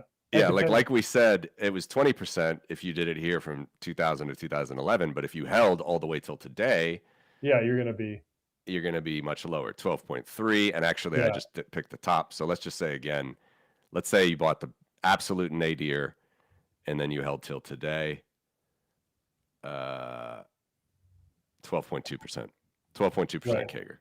So and maybe some people did that. I bought some gold by chance in around this time. But it's just different markets. And regardless, if you ran quantiles on this, it would just be a little bit steeper, right? And that would be, what it is doing for people that started buying in 2000. But overall, you still get this, long-term 5.3% trend. And I do feel pretty. I think this takes so much nervousness out of the game. Like, I cut my teeth in a lot of the free market stuff after the global financial crisis, and was reading newsletters and stuff, and gold was screaming, and everybody said, buy gold to become a millionaire or whatever. And, at the end of the day, none of these people are doing actually doing the regression, seeing where we are. I think this is super valuable. Like to me, this is so valuable because just to get this reference point, like that's why I love the quantile regression and the channel so much, is because it's such a great reference point and gut check on where, roughly speaking, you are. They don't have to be exact, like, okay, we're exactly at the 80th or the 85th. It's more about where roughly are we in the channel. And I mean, this is so obvious here that US dollars versus gold is at the top of the channel when Bitcoin versus US dollars is at the bottom of the channel. I mean, that to me is the major takeaway. Is basically that gold is way overheated in its channel versus US dollars. Bitcoin is way underheated, and that's really why we can feel pretty good about the fact that Bitcoin, yes, it hasn't. Bitcoin has lagged versus gold, right? Someone would say, well, oh man, Bitcoin is supposed to do a lot better. Why is silver and gold doing so well? Well, I mean, gold went to the top of the channel, well, Bitcoin went to the bottom. I mean, at some point that's going to inverse, right? So that's really the thing. And just to know that the channels are growing at completely different rates, that's the other thing. That's the other takeaway. Like, just to know that this channel is growing at 5% or just over 5%, and Bitcoin's channel is growing at closer to 40%. Like, that's the reason why we hold Bitcoin, we don't hold gold. I mean, it's that simple. I mean, Right. you can cherry pick points in time on the channel, and you can say, oh wow, gold's up at the top, Bitcoin's at the bottom, but you're just cherry picking a short term scenario, right? Yep. If you're a short term trader, okay, great. But if you're an investor over a decade or two, then you don't need to see where you are in the channel. Well, you want to know how fast that trend line growth is. That's kind of the major thing, right? So that's pretty much all I wanted to add on this. Do we Yeah, have but I mean that's my answer to the. Again, I'm too much in my tunnel. I didn't see this conversation you guys had about the power law breaking, but I just sort of I'm honestly chuckling it off. Like that's totally different than the like all this stuff. Elliott wave, ABC. Those are short term fixed channels, you know, in TradingView or whatever, based on, you know, I think as you said before, like it's out of sample data. Like you're making a channel and you're hoping it sticks on that channel. That's not here where we're every day over the long this is term. thousands and thousands and thousands of data points. I mean, whether Right. you use daily data or use hourly data, we're talking about 5,000 data points to over 100,000 data points, right? Like we're going back 16 years of a pattern here. And It's probably not you tell looking at me stuff over a few weeks or a few right. months, right? Which is You totally tell different. me, because I've only done daily on Bitcoin's power, but I know you've done hourly, maybe even 10-minute. What is the I use hourly. 10 minutes to me is not necessary, but I do think that hourly and daily end up giving you basically the same regression fits. Like the slopes are basically identical. There's not is there really any delta on the I'd have to double check it. It's minimal. Like sorry, okay. So the trend line, there's almost no difference with the trend line. With the I would peaks, expect that. the top quantiles, there is a difference because hourly you have pretty extreme moves on the Yeah. hourly towards the peaks. So intraday you can have so the very bottom quantiles and the very top quantiles, there are small differences. It's relatively small still, but there are differences with hourly. With the trend line, it's no difference. So it's really just the extremes of the data set, like or the extreme quantiles, whether the top or the bottom, that you have a bit of a difference. But the reason why I use hourly is mainly because that allows me it allows me if I want to update until we're at any time during the day. So if we're near the bottom or near the top, you could give an update, hourly if you wanted to. That's really the only reason. But most of the time, I mean, looking at the long-term trend, right? If you're a long-term investor, a long-term holder, you don't really even care about anything other than daily. I mean, there's really no reason to go hourly. So I don't think hourly is a necessity for sure. Yeah. I think daily does the job plenty fine. And there's people that are using even weekly. I mean, I've seen you could do it with weekly. I mean, you don't even necessarily need to use daily, although I do think daily is a good way to go. Yeah. Yeah, that's pretty much it for that. Okay. I don't know if yeah, do we have any time to jump? Sorry, I know you're. Yeah, no. I think I mean it's going well so far. However long you want to stay on, if you want to show some charts, let's go for it. It was just the two that I would like your take on as well, and just to talk about. First of all, did we cover all the stuff you wanted to show though? Yeah, it's good enough. Are you sure? Enough. Yep. Okay. Yeah, so there's I put out this article yesterday. I think this was kind of a timely topic just because Saylor bought 34,000 Bitcoin, I guess it was yesterday. And even just the preceding weeks before that, I don't know the specific numbers, I'd have to pull it up, but over the last, I want to say 2 months or at least the last 6 weeks, he has been buying at a higher clip.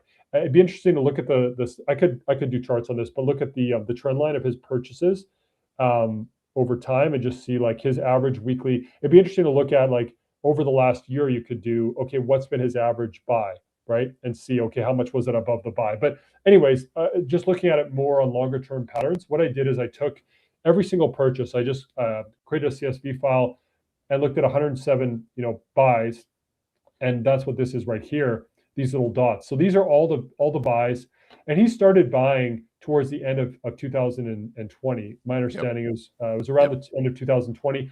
So all these dots you can see, right?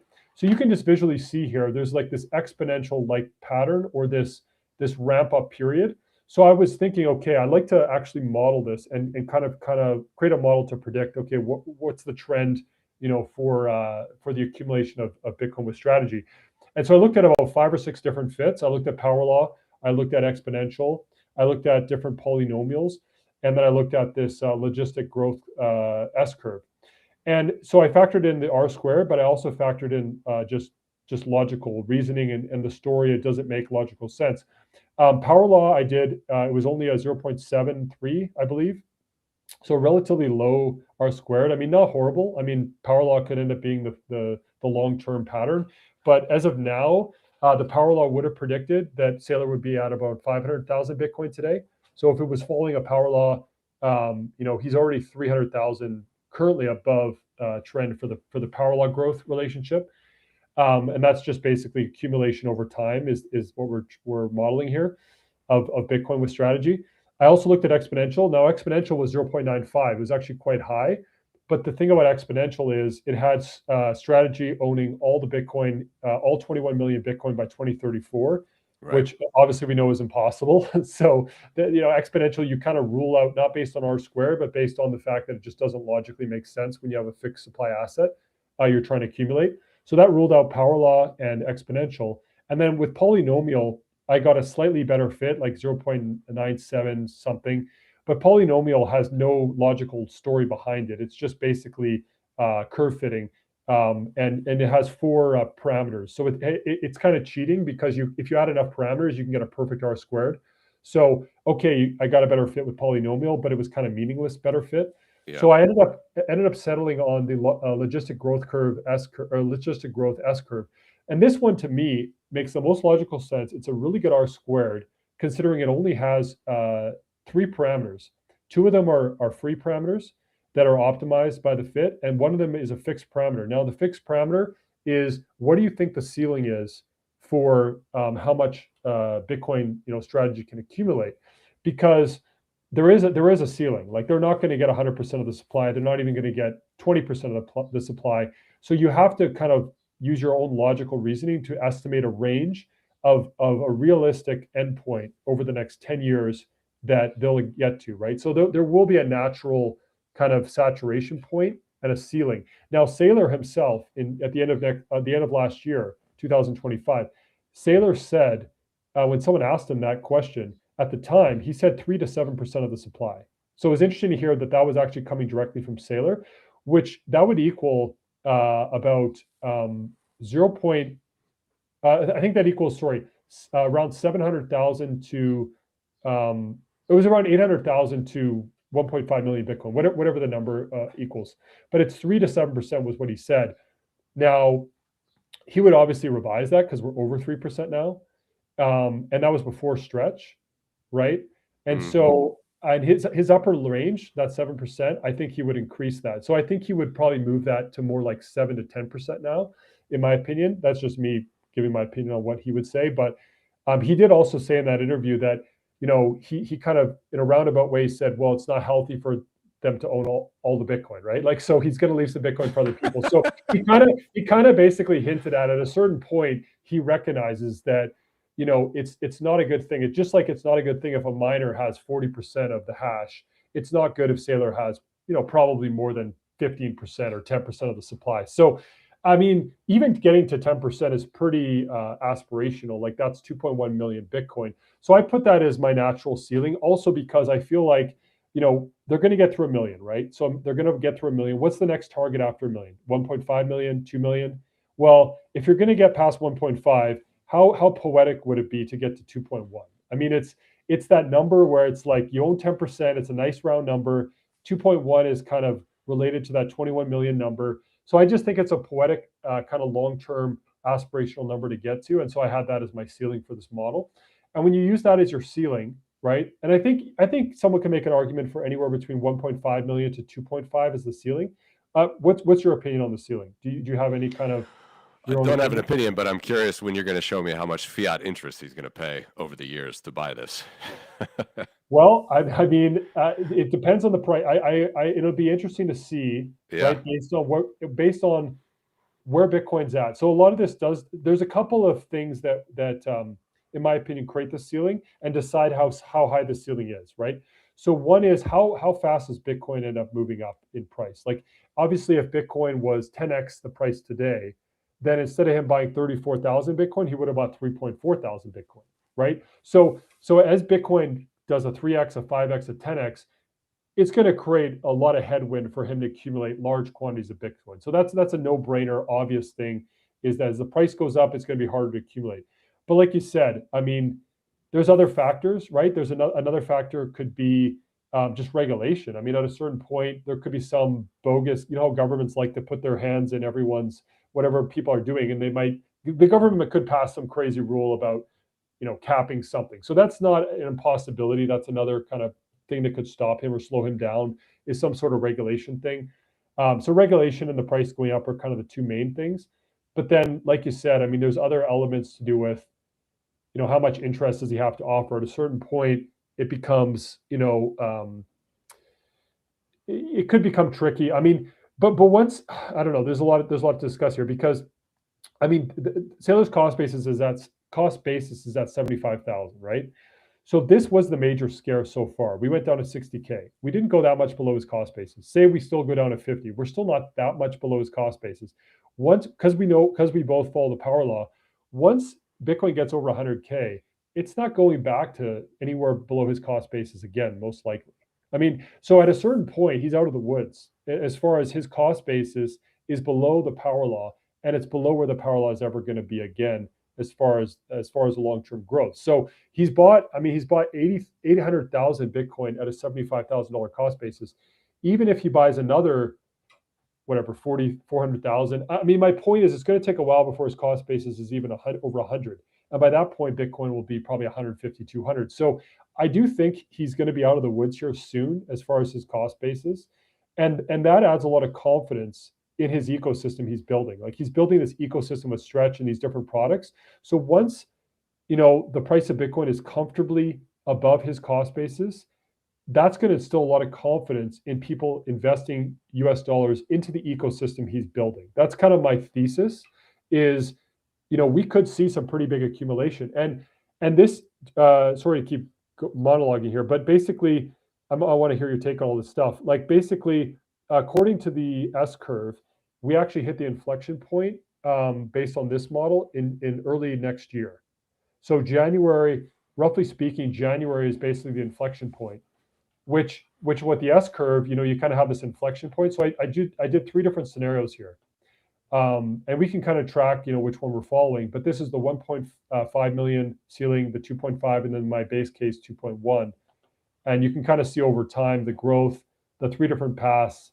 You can't distinguish between any of these right now. They all have the same R squared. All three of them have the same fit.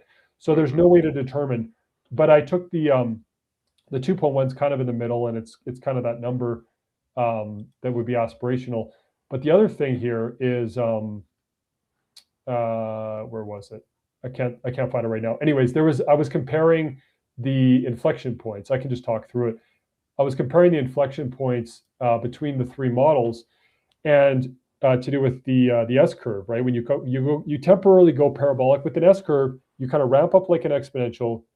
You temporarily go pretty parabolic exponential, but then you taper off. You have a very strong taper off where you slow down, right, like an S, and you basically, you know, you're going towards the ceiling. So right now we're in kind of the highest growth period, and that growth period is from about 2026 to 2028. So that's kind of the 2-year window. Whether you look at any of those models, they all kind of have an inflection there. The first model, the inflection was about 6 weeks ago. And then the base model is around the beginning of next year. And then the bull case, the 2.5 million, which I think is a pretty extreme bull case, that would be inflection towards the end of next year. So out of those three, which do you personally think is most likely, if you had to pick one of these? I'm kind of putting you on the spot. No, I mean, it's interesting. I haven't thought all about it, but I would be curious. The only limiting factor is his cash flows to pay the interest. Of course, he could always suspend the dividend, but it would be interesting to see, and this would grow at an exponential rate as well, by the way, because they still have a cash flow business, and whatever the interest would cost, whatever they could feasibly pay, that would be the only limitation, I would say. Okay, but then what about this? What about if he's going to have 1 million Bitcoin soon, right? probably. I mean, this model says he's going to break 1 million in basically end of November, roughly, right? So it's Q4 of this year would be when. So if he has 1 million Bitcoin, I mean, why? I mean, especially once Bitcoin gets over 100,000 again and over 200,000, like, won't he be able to borrow some US dollars against his stack of Bitcoin? And can he use that US dollar to pay the dividend? Surely. I mean, and he will. So it's going to be not a common. It's going to be not I only mean, cash flows. that's a full true. circle. Like, He's that's a doing that full. already. I mean, mean, he's doing that. He's done that to varying degrees with all the different instruments. So yeah, it would be interesting to see their internal plans, how they might relate to that. But it does indeed look like a pretty good fit, and 2.1 million makes logical sense. It's wild, man. I mean, I noticed, by the way, that it's 2031 when you get to the level of the asymptote. So Oh, sorry for we're at this one you're talking about. yeah, Or, it's or 2031. And any of yeah, your charts, the asymptote is 2031. yeah. It's basically, well, that's, I thought we're basically there. We're basically at 2 million. It's pretty much, yeah, saturated at 2031. Full saturation would be probably like 2034.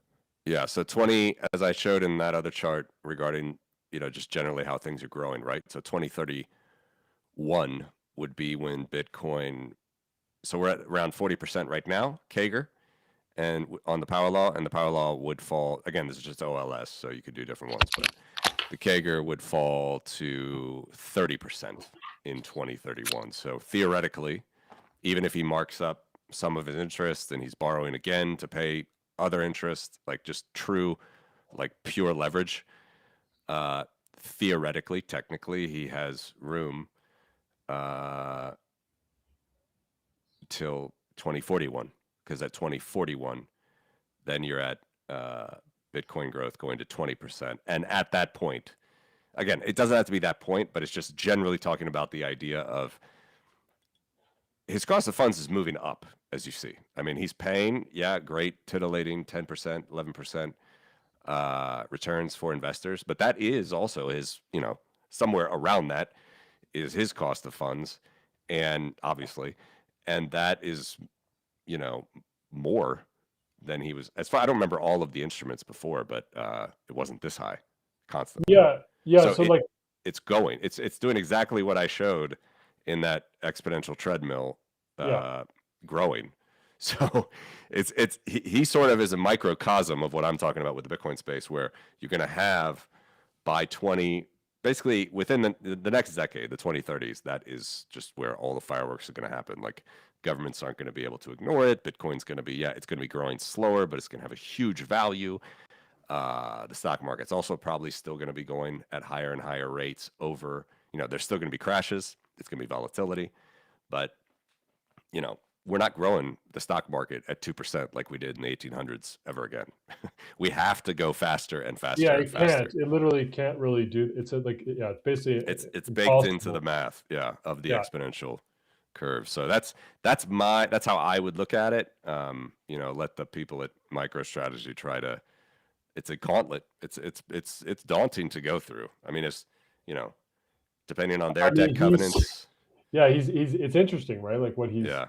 I mean, it's going to be fascinating to observe kind of how it all plays out, right? And it is an important kind of sideshow, you could call it, to Bitcoin, to understand like what's going on with strategy and because of how much they've accumulated and things. But it's for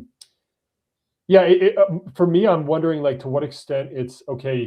There's a delta between he believes Bitcoin can grow at whatever percentage he believes, and then what he's willing to pay for that money, right? So there's a delta there. Bitcoin's at 40%, he's willing to pay 11. That's a 30% delta. So it's a still decent delta right now, but that 40% is dropping over time, right? Right. And if he keeps ramping up the percentage he's having to pay, right? If he goes up as high as like even 15%, and then say Bitcoin's CAGR goes down to 30, well, now you're only talking about a 15% delta. So at some point, those do converge, right?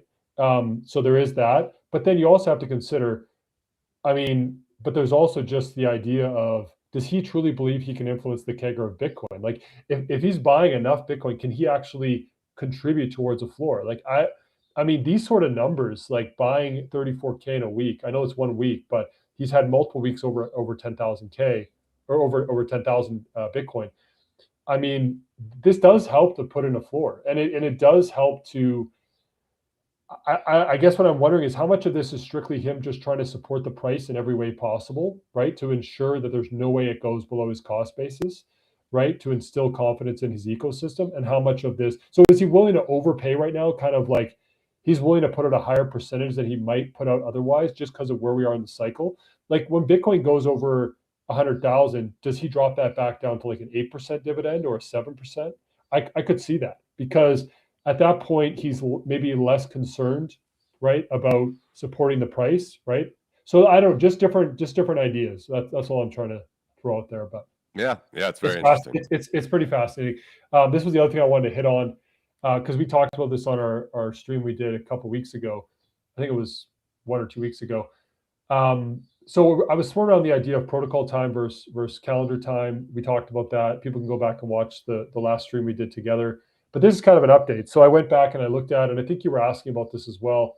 It's pretty simple math here. So all I'm looking at is the rate at which blocks are produced per year. So on average, how many blocks are produced per year since the beginning of Bitcoin, right? So if you use the full history and you look at since Genesis, blocks produced per year, you get this 54,700 number, and that equals roughly 1.6 blocks per minute.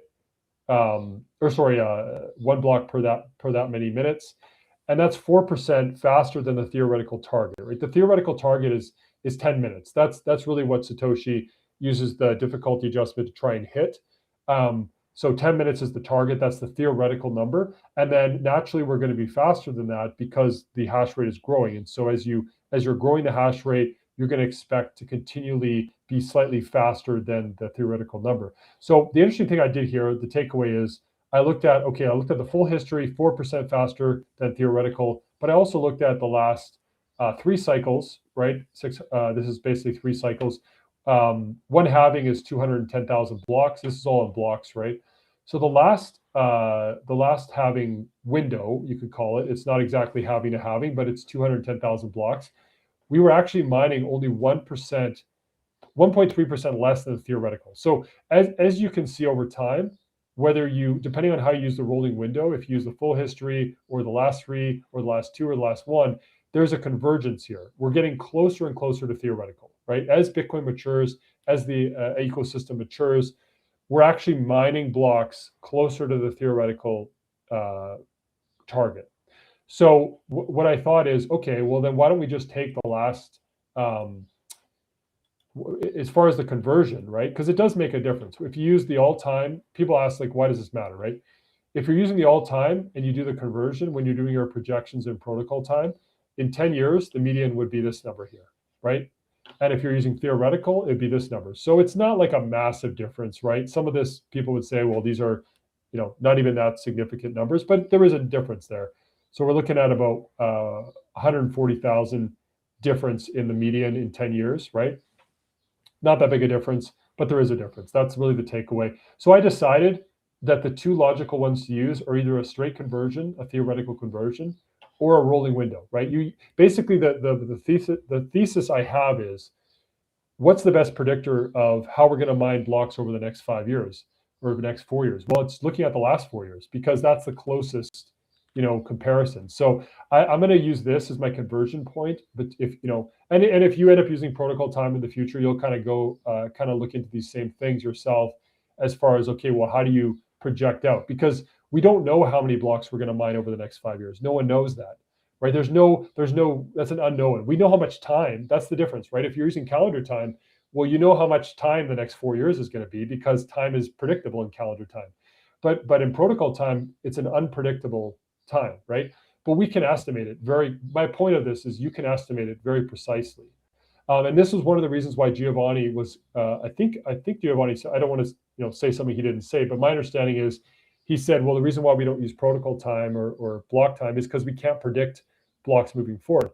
That's true, we can't, but we can definitely approximate very well within like 1%. So I would argue we can project it into the future. The actual number for blocks mined over the next 5 years, year to year, it's going to fall between these two.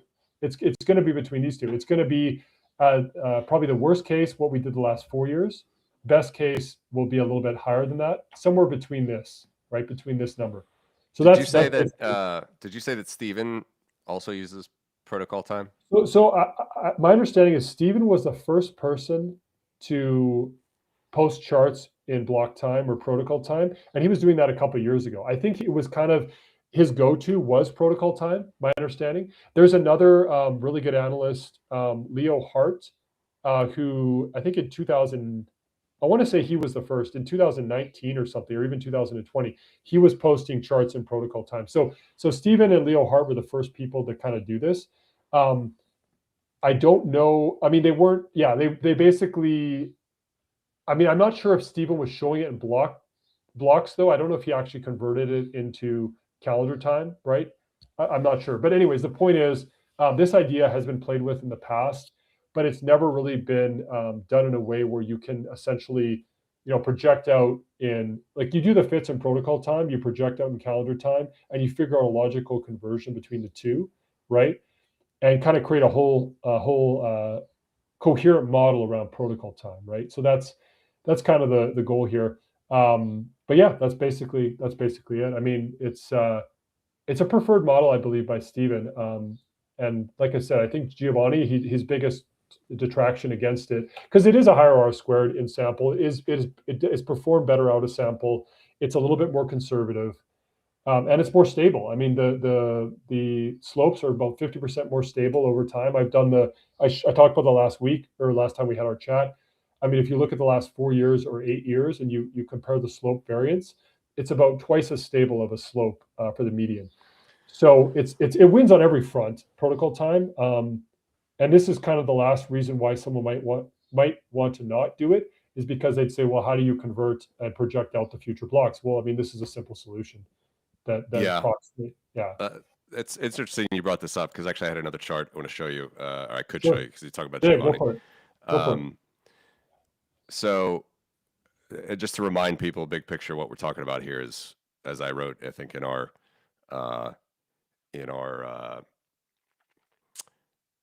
sorry, why are you minimized and I'm not? Hold on. Everybody can see me there? You can see. Yeah, I can see you. Yeah, go back. You had it. Now it's showing just me. Yep. I'm switching back. I was trying to get that's good. Avatar on the bottom, but anyway. Oh, okay. So what we're talking about basically is using different things, whether it's waiting, block time, using quantile, using OLS. And I totally think it's interesting to do. But as we, kind of as you said, regarding the 4-year cycle, people think, people get excited about this. And I noticed they were commenting about some of what you were talking about, which I don't know. I like I said, I sort of just, maybe it's just everybody's working on different things, and so I don't really pay attention all the time. But I'm having trouble finding why it's wrong to do what you're doing. I think it's very interesting, and you can refine things. But I can show you a chart actually, which I was thinking about, which would even go back to talk about, I think, what Giovanni was trying to tell me, which he tried to tell me on my stream as well, which is how even if you look at OLS only, and just sort of as a general, I think you and I were talking about this, like it just is an educational issue.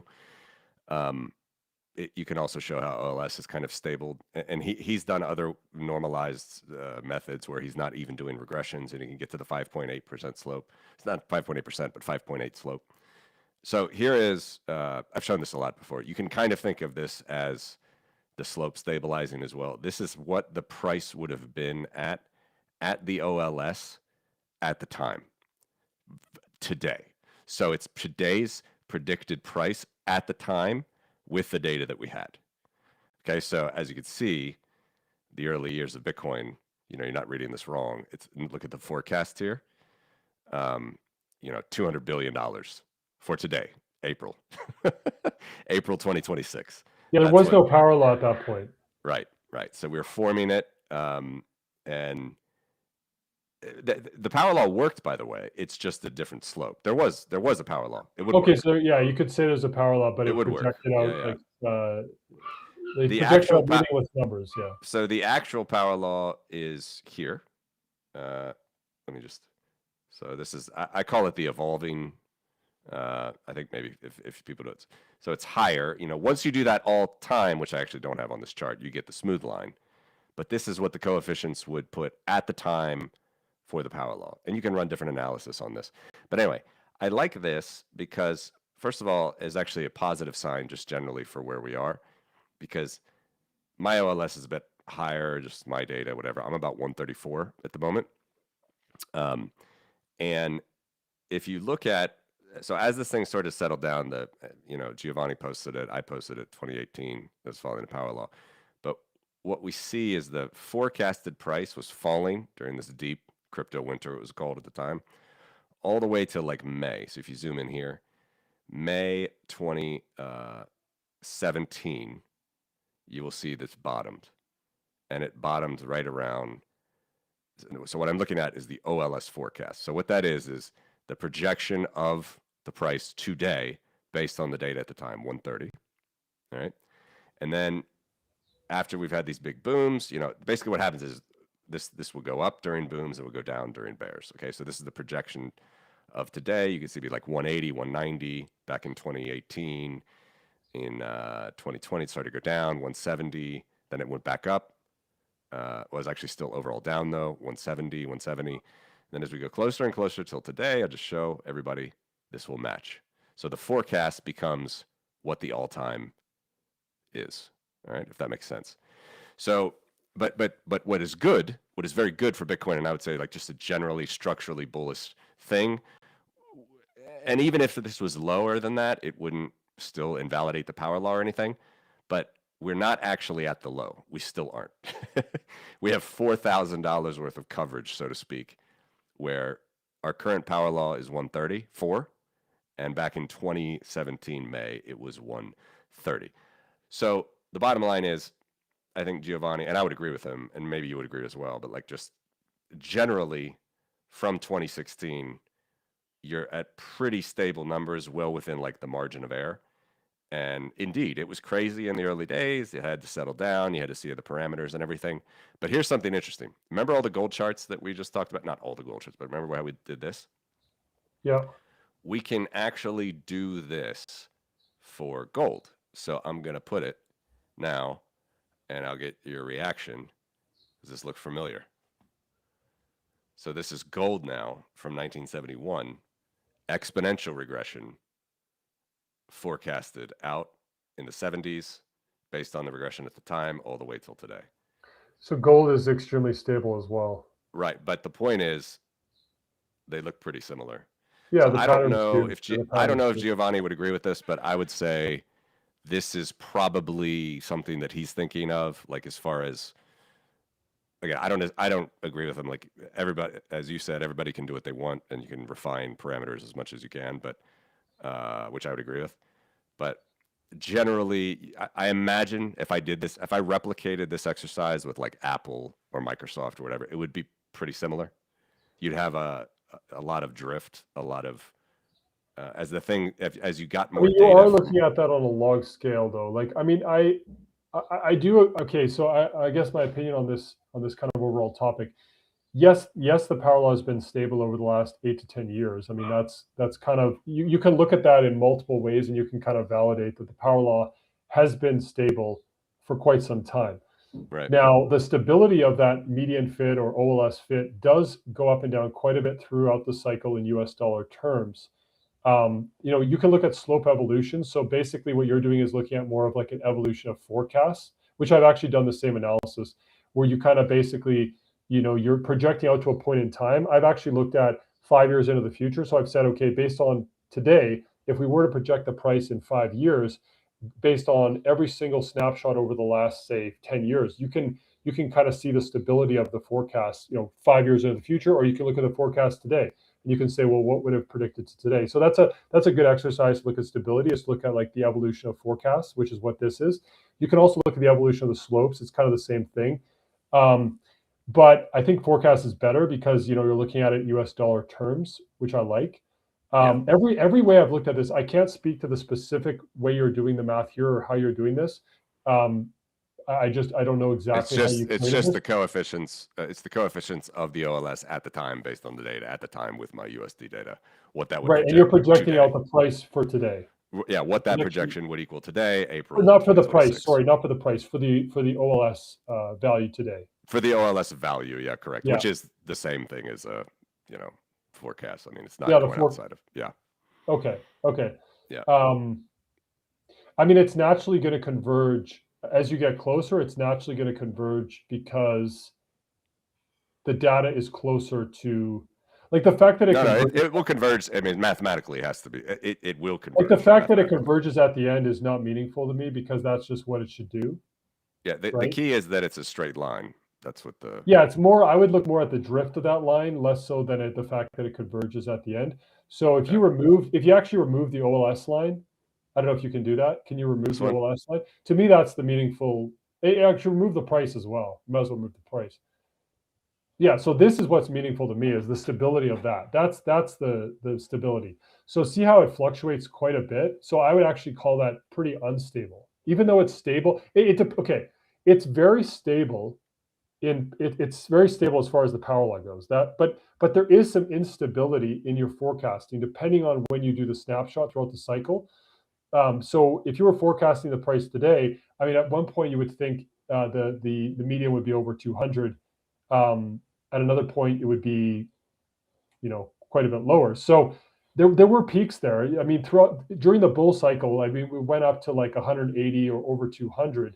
So I would agree with you that absolutely the power law is stable, and you can validate that whether you use OLS or quantile. It doesn't matter for validating stability of the power law. You can use, protocol time, calendar time. None of that matters for stability of the power law. But when you're actually trying to forecast out in 5 or 10 years into the future, it absolutely, in my opinion, does matter which one you use because the stability is different.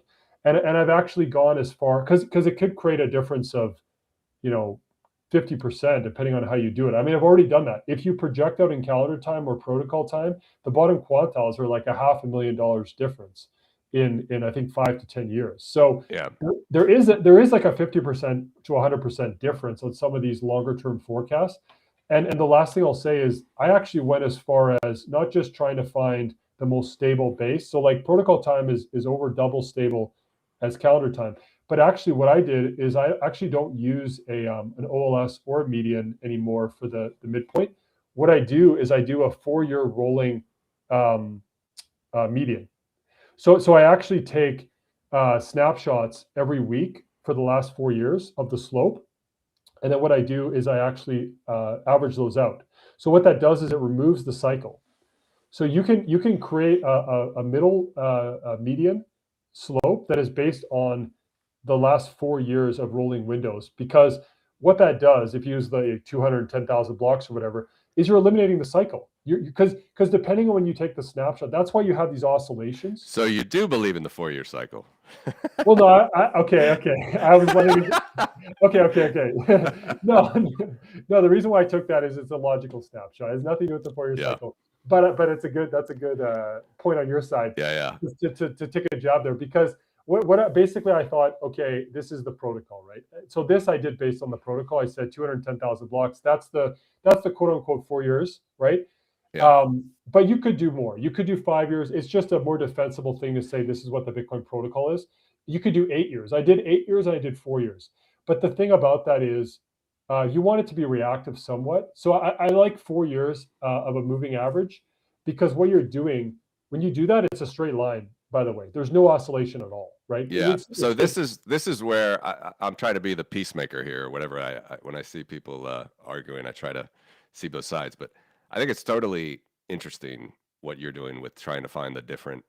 And to be clear, we're talking about refining this. So first of all, a couple amazing things. Like imagine, let's go back here. Actually, no, let's do this again. So let's go here, and this is where Giovanni and I were posting somewhere about here. All right. It's ridiculous. It's so great that, damn.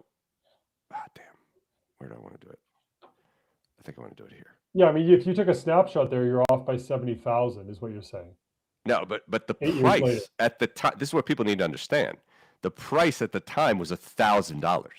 Yeah, I mean, it's super And impressive for sure. and March 2017, this is probably where Gio would say, like, just imagine that idea. And it's it's just the overall idea of what the power law does and why Bitcoin's absolutely doing a power law is, when Bitcoin was $1,000 in March 2017, the price projected today was 137,000. Yeah, it's true. We're 50% under that, but we're not at zero. We're not at $20, which Peter Schiff was saying it was going to back then. So it really is doing power law stuff. That's my only point. And, we don't have to drag it out, but on the other side, I totally think it's cool to do what you're doing, is try to refine based on, different ways of looking at it to try to get, like you said, to get the drift out where you can even get more accurate projections. So Yeah, that's my 2 cents on what I'm seeing here. Well, and just to clarify the reason why I actually care about this. Well, first of all, I want to say, there's a reason why I use the power law as the foundation of my model, right? There's a reason why I believe in it as strongly. It's not really about belief; it's just understanding the math. Like you and Giovanni, discovering it first, and then you guys talking about it now. It's not just that you guys discovered it; it's the fact that you guys have been talking about it for 8 years now. So that to me, I'm late to the party relative to you guys. There's no question. But my right away when I kind of click with me how important this is the foundation of any serious modeling for Bitcoin is the power law. Like I absolutely agree with that, and I think it's all the data you can look at with it is super impressive. But the reason why I do care about these refinements is actually not to do with the median. It's because I'm trying to best estimate the top quantiles. And I want to have the most stable foundation of the median. So people would say, well, why does it matter if Plan C is using protocol time and a different weighting, and he's getting, right now the fair value for him is 106 or 107 versus OLS it's saying 137. Why does that $30,000 difference matter? It doesn't matter for the fair value really, or the median. But when you try to look at deviations to the top quantiles and you're trying to use different decay functions, I use the median as my point of reference for everything. So that's why I'm trying to make it as stable as possible. Because if you're building top quantiles on top, it's like a foundation of a house. It needs to be as stable as possible so your third floor is stable. So what I do is I take, just to clarify with people, I basically do about 200 fits of the median over the last 4 years. I take the average of all those, and that becomes my stable fair value today. And when you do that, there's zero oscillation throughout the cycle. So it doesn't matter where you are within the cycle, you get the same slope. The slope is completely stable. It's actually remarkably stable. When you do this exercise over and the same slope would be the same projection, by the way. Yeah, so if you basically just this matches the change of the slope, essentially. Yeah, so if you just drew an OLS, if you just drew a straight line through that, like to follow the trend, right. I mean, OLS is kind of drifting downwards. That's the other argument I would make, is there's a slight drift. So if you fit an OLS regression, but it's not at the bottom. It's not at the bottom. Bottom is 130. We're at 134. So right, but if you drew a OLS regression, so if it's going down every day, by the way, though, because we're still 50% under. Right, yeah. But the overall trend line, like, I guess what I'm saying is, if you started in 2018 and if you start wherever you want to start, 2018, yeah. 2017, if you did an OLS fit to this fit, it would be trending down, meaning the overall pattern is drifting down. And in my opinion, that's because OLS in calendar time overpredicts. Here's what I would say, and I'm happy to play both sides here. I totally think it's good what you're doing and interesting. The other thing, and maybe this goes back to Giovanni's quote, but look how similar that is with a totally different asset with a totally different regression, which is exponential. So here's Bitcoin in power, here's gold in exponential. That was kind of the other point I wanted to make. And the other thing is gold is actually worse. So what I would be really interested in, and this is where you, with your deep dives and all these different models, would be interesting to see, is try to do what you're saying with gold and pick different things, because gold even took longer to sort out over the last 55 years So it's just interesting. It's Oh, like if it's remarkably stable. I mean, all things no, but it considered, took time. Look, hold on. Let me right? let's go You're let's saying go. you're saying it's almost too early to call, is what you're saying. What? Yeah, that's what I'm saying. Well, no, I'm not saying it's not too early to call. I'm just saying it happened. It's normal. It's normal that it drifts. There's a settling. There's a. It just Yeah, takes time for these sort of regressions to settle. I And I would mean, be very unsurprised if didn't start going back up now with gold, just because it's what it does, and it's totally logical based on the trend that we looked at and talked about here. Wait, damn it, here, that these are pretty genuine bounds. Like yeah, uh, I did streams every day about this when gold was yeah, it hitting was the super overheated. I mean, it yeah, but it was was like it was at the very end of the month in January, it was hitting the bounds. So I think that there's a very good case that this channel, which again is not an ABC Elliott wave out of sample channel where I'm drawing no. This lines on is TradingView. This is yeah, mathematical, scientific. yeah. Uh, so It's I'd be advanced curious. TA. Yeah, this Yeah, is. I but heard someone frame it as regressions are the most advanced form of. I mean, maybe that's a bad thing to yeah, say because you're using the word TA, but it's the most advanced form of technical analysis there is. Like statistical modeling is the pinnacle when it comes to any sort of TA. You could call it TA yeah. still, but it's yeah. Anyways, But and then probably again, this would be a pointer or talking about Giovanni's side as well. It's like I imagine, I haven't done it, but I imagine if you ran the same regressions with Apple over Exponential or Microsoft, or you see a lot more drift in the early years, and then they would settle. yeah.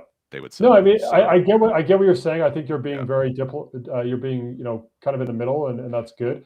I'm not. I'm it's not. The thing is, can I'm be not. good. I don't know. But I'm absolutely no part of me is trying to argue with Giovanni. I'm not. I'm basically going about my day, doing what I find interesting and trying to refine things for me, and other people chiming in with their viewpoints on it. They can do Yeah, that. They're welcome to say whatever they yeah, want to say, but it's just their opinion. And at the end of the day, if you have a different goal than another person, who are you to judge what someone else is doing? Like if Giovanni has a different goal than me, he just wants to see us be in the right scale. Okay, great. In log terms, you're in the right scale. We're between 100 and a million. Okay, great. But a lot of well, people it's don't closer think. than that. Let's say I 100, know. 150. Yeah, what I'm just trying to say though is Yeah, when you I get model it. things in log and you add these confidence bands on top of it, and you say, well, it's just within the confidence bands. You're right, it is within the confidence bands, but you have massive bands.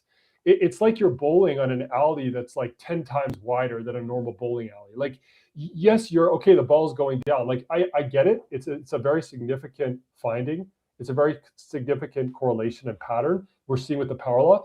But you got to admit, when you're using log, there's a lot of room for deviation, and especially when you're adding confidence bands on top of that. I mean, basically, Giovanni set himself up to be correct no matter where the price goes, almost right. So what Hmm. I'm trying to say is, I think it matters to refine these models because people actually do care, right? Whether the bottom is 60,000 or 40,000, that's a meaningful difference to a lot of people. When you're looking at the bottom quantiles and whether you're using, what weighting you're using, and it's the same with projections in 5 years. If one model projects a million for the floor in 5 years, another model projects 500,000, that's a meaningful difference for people that actually want not trade the cycle, but for people trying to kind of get a reference point for if they want to take some chips off the table to buy some, important things in their life, whether whether because I see power law models where people are saying that the peak of the power of the quantiles right now is at like 350 or 400,000. It's just not true. I mean, Right, right now, based on if you model, in my opinion, correctly, it's actually closer to 200 to 250 is the peak. right. So If you're if you're it's if you're just this using is simple quantile for reference. You do much more, which we talked about. You do the decay, which I'm not doing. You do the weighting. You do the change in the block Yes, time, which helps. yours is quite high there, right? But I mean, Right. you're using the full range. I mean, I'm not against that, right? Right? I think It's people more just have. like this. Yeah, 150 probably. I I think mean, 90 is acceptable because we still went way through that in 2021. But yeah, but I would say I totally agree with you. By the way, it's just, and by the way, that is what power does differently than exponential. So if you look at here, sorry, Like, Not because some continue people your think the thought. whole Continue your thought. Yeah. people think the whole channel is following a power law, but it's not. I mean, the top of the channel does not follow a power law. It just doesn't. It doesn't. I'd have to look at that. I No, I mean, mean, I've done this analysis to death. Like, I it's can show you. definitely not a I good can R show squared. you. Here's I can just show you. No, I mean, I can show you in 100 different ways. okay. This is good. It We did doesn't. not plan on talking about this, by the way. So this is good that we're going through this. I agree with you. It's definitely OLS's or median much better because we're at 90. I got 95.8% on the median, unadjusted like you're doing. Or is it 96? What is that? I mean, I'm surprised that the 90th quantile is 87 R squared. That's actually quite interesting. I haven't seen this specific analysis. This is unique what you're showing here. I have not seen this. It's just straight up. It's a straight up quantile. Yeah, you're just looking at regressions on every single. So I mean, the R squared, you could argue, you could make an argument for up to 90th quantile follows a power law, but I think it is still a bit of a stretch. I mean, to me, the top 10% is absolutely not a power law. I mean, there's just no. Even Giovanni would say that. Giovanni would say that it doesn't follow a power law. He's actually said. So, yeah, I mean, the exponential decay clearly fits it better. We only hit 3 points on power. So, but this would, yeah, no, I don't disagree. That's fine. Yeah, I mean, I think the power law works for anywhere between the first quantile up to like the 80th quantile. Even you could say up to 90. I think that is really stretching it. But anyways, but it still works for the majority of the distribution. But it's just that top 20% of the data set, it just doesn't follow a power law. So if anyone's projecting out, where it's very misleading when people think that we can hit these, the price today would be 400,000 would be a peak if we peak today. I mean, it's just, we're never going to get back to the top of the distribution if you model it in log. It's just, if you model it in power law, it's just never going to happen because that's showing no diminishing returns. That's showing no volatility dropping. Well, this is the point. Yeah, power laws move in diminishing returns. So if you see here, just very briefly, see how that I have a multiple in the tooltip. Yeah. So those Q90 is 9x the OLS. It's just a multiple of the OLS. Very simple. I'm not doing any weighting or anything. So Q90 is 9x the OLS back in 2010. Right now, Q90 is 1.5x. So people got to keep that in mind as well. So, and that is what a power law does, by the way. Gold, totally different animal. Gold is exponential. And in this case, which again, I got to work on this one better. You could have these things go even higher, these multiples. It doesn't in this case, but gold was 4.5. The OLS back in 1980, it was probably 4.3. Now it's only 2.7, but it could be higher, right? I mean, you can see that that's just the nature of exponential is different.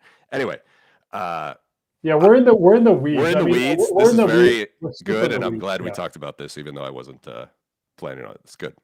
I think it's good to compare notes, and honestly, yeah, I think it'll be interesting to see kind of more models around the money supply. Like everything you do with the money supply is so unique, and I mean there's just very few people that have done the deep dive on the money supply you've done. So I just think there's so many different models that can incorporate once you kind of find more correlations between Bitcoin, and the money supply or the cycles and the money supply. It'd be interesting to see, kind of models you create over time when you incorporate, some of your money supply charts with Bitcoin. You know what I'm trying to say? Like if you can kind of find ways to find correlations or, meaningful signals there.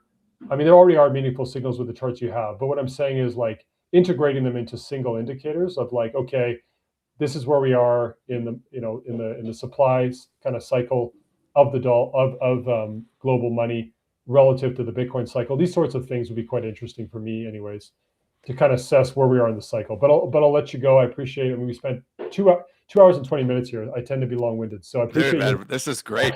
we planned on going like 40 minutes, so I hope people have enjoyed this. I certainly have, my friend. Well, and I think it's good to. I don't know. I never understand a lot of the Twitter drama, but I know that everybody has their opinions, which is fine, and everybody can model what they like. So I'm interested to see how you can. What I would like to see is you start doing gold and start trying to find a better gold exponential because it's it's a hard asset, just like Bitcoin, very relevant. So Yeah, I think modeling gold is a very good exercise because, yeah, I think as far as like an asset to look at, that's most relevant to Bitcoin, it's probably gold, right? yeah, And I think understanding gold's dynamics is yeah, I mean, just the fact that it's a global, asset and things like this, and yeah. has some of the properties of gold, Bitcoin. So, anyways, we'll keep doing these streams every once in a while. We can kind of connect. I'd like to do more streams with you. It's a lot of fun. And yeah, I think maybe 2 weeks from now, you might be on our weekly show, and then we're doing the Prague talk together. That'll be a lot of fun. We'll be on stage together for Prague, and yeah, I enjoy your content. I enjoy coming on your channel, so it's been great. Yes, we are. Plan C, thank you very much for coming on. Anything else? Or No, that's it. I think you ended it up pretty nice. You entertained a lot of my talking, so I really appreciate that. Yeah.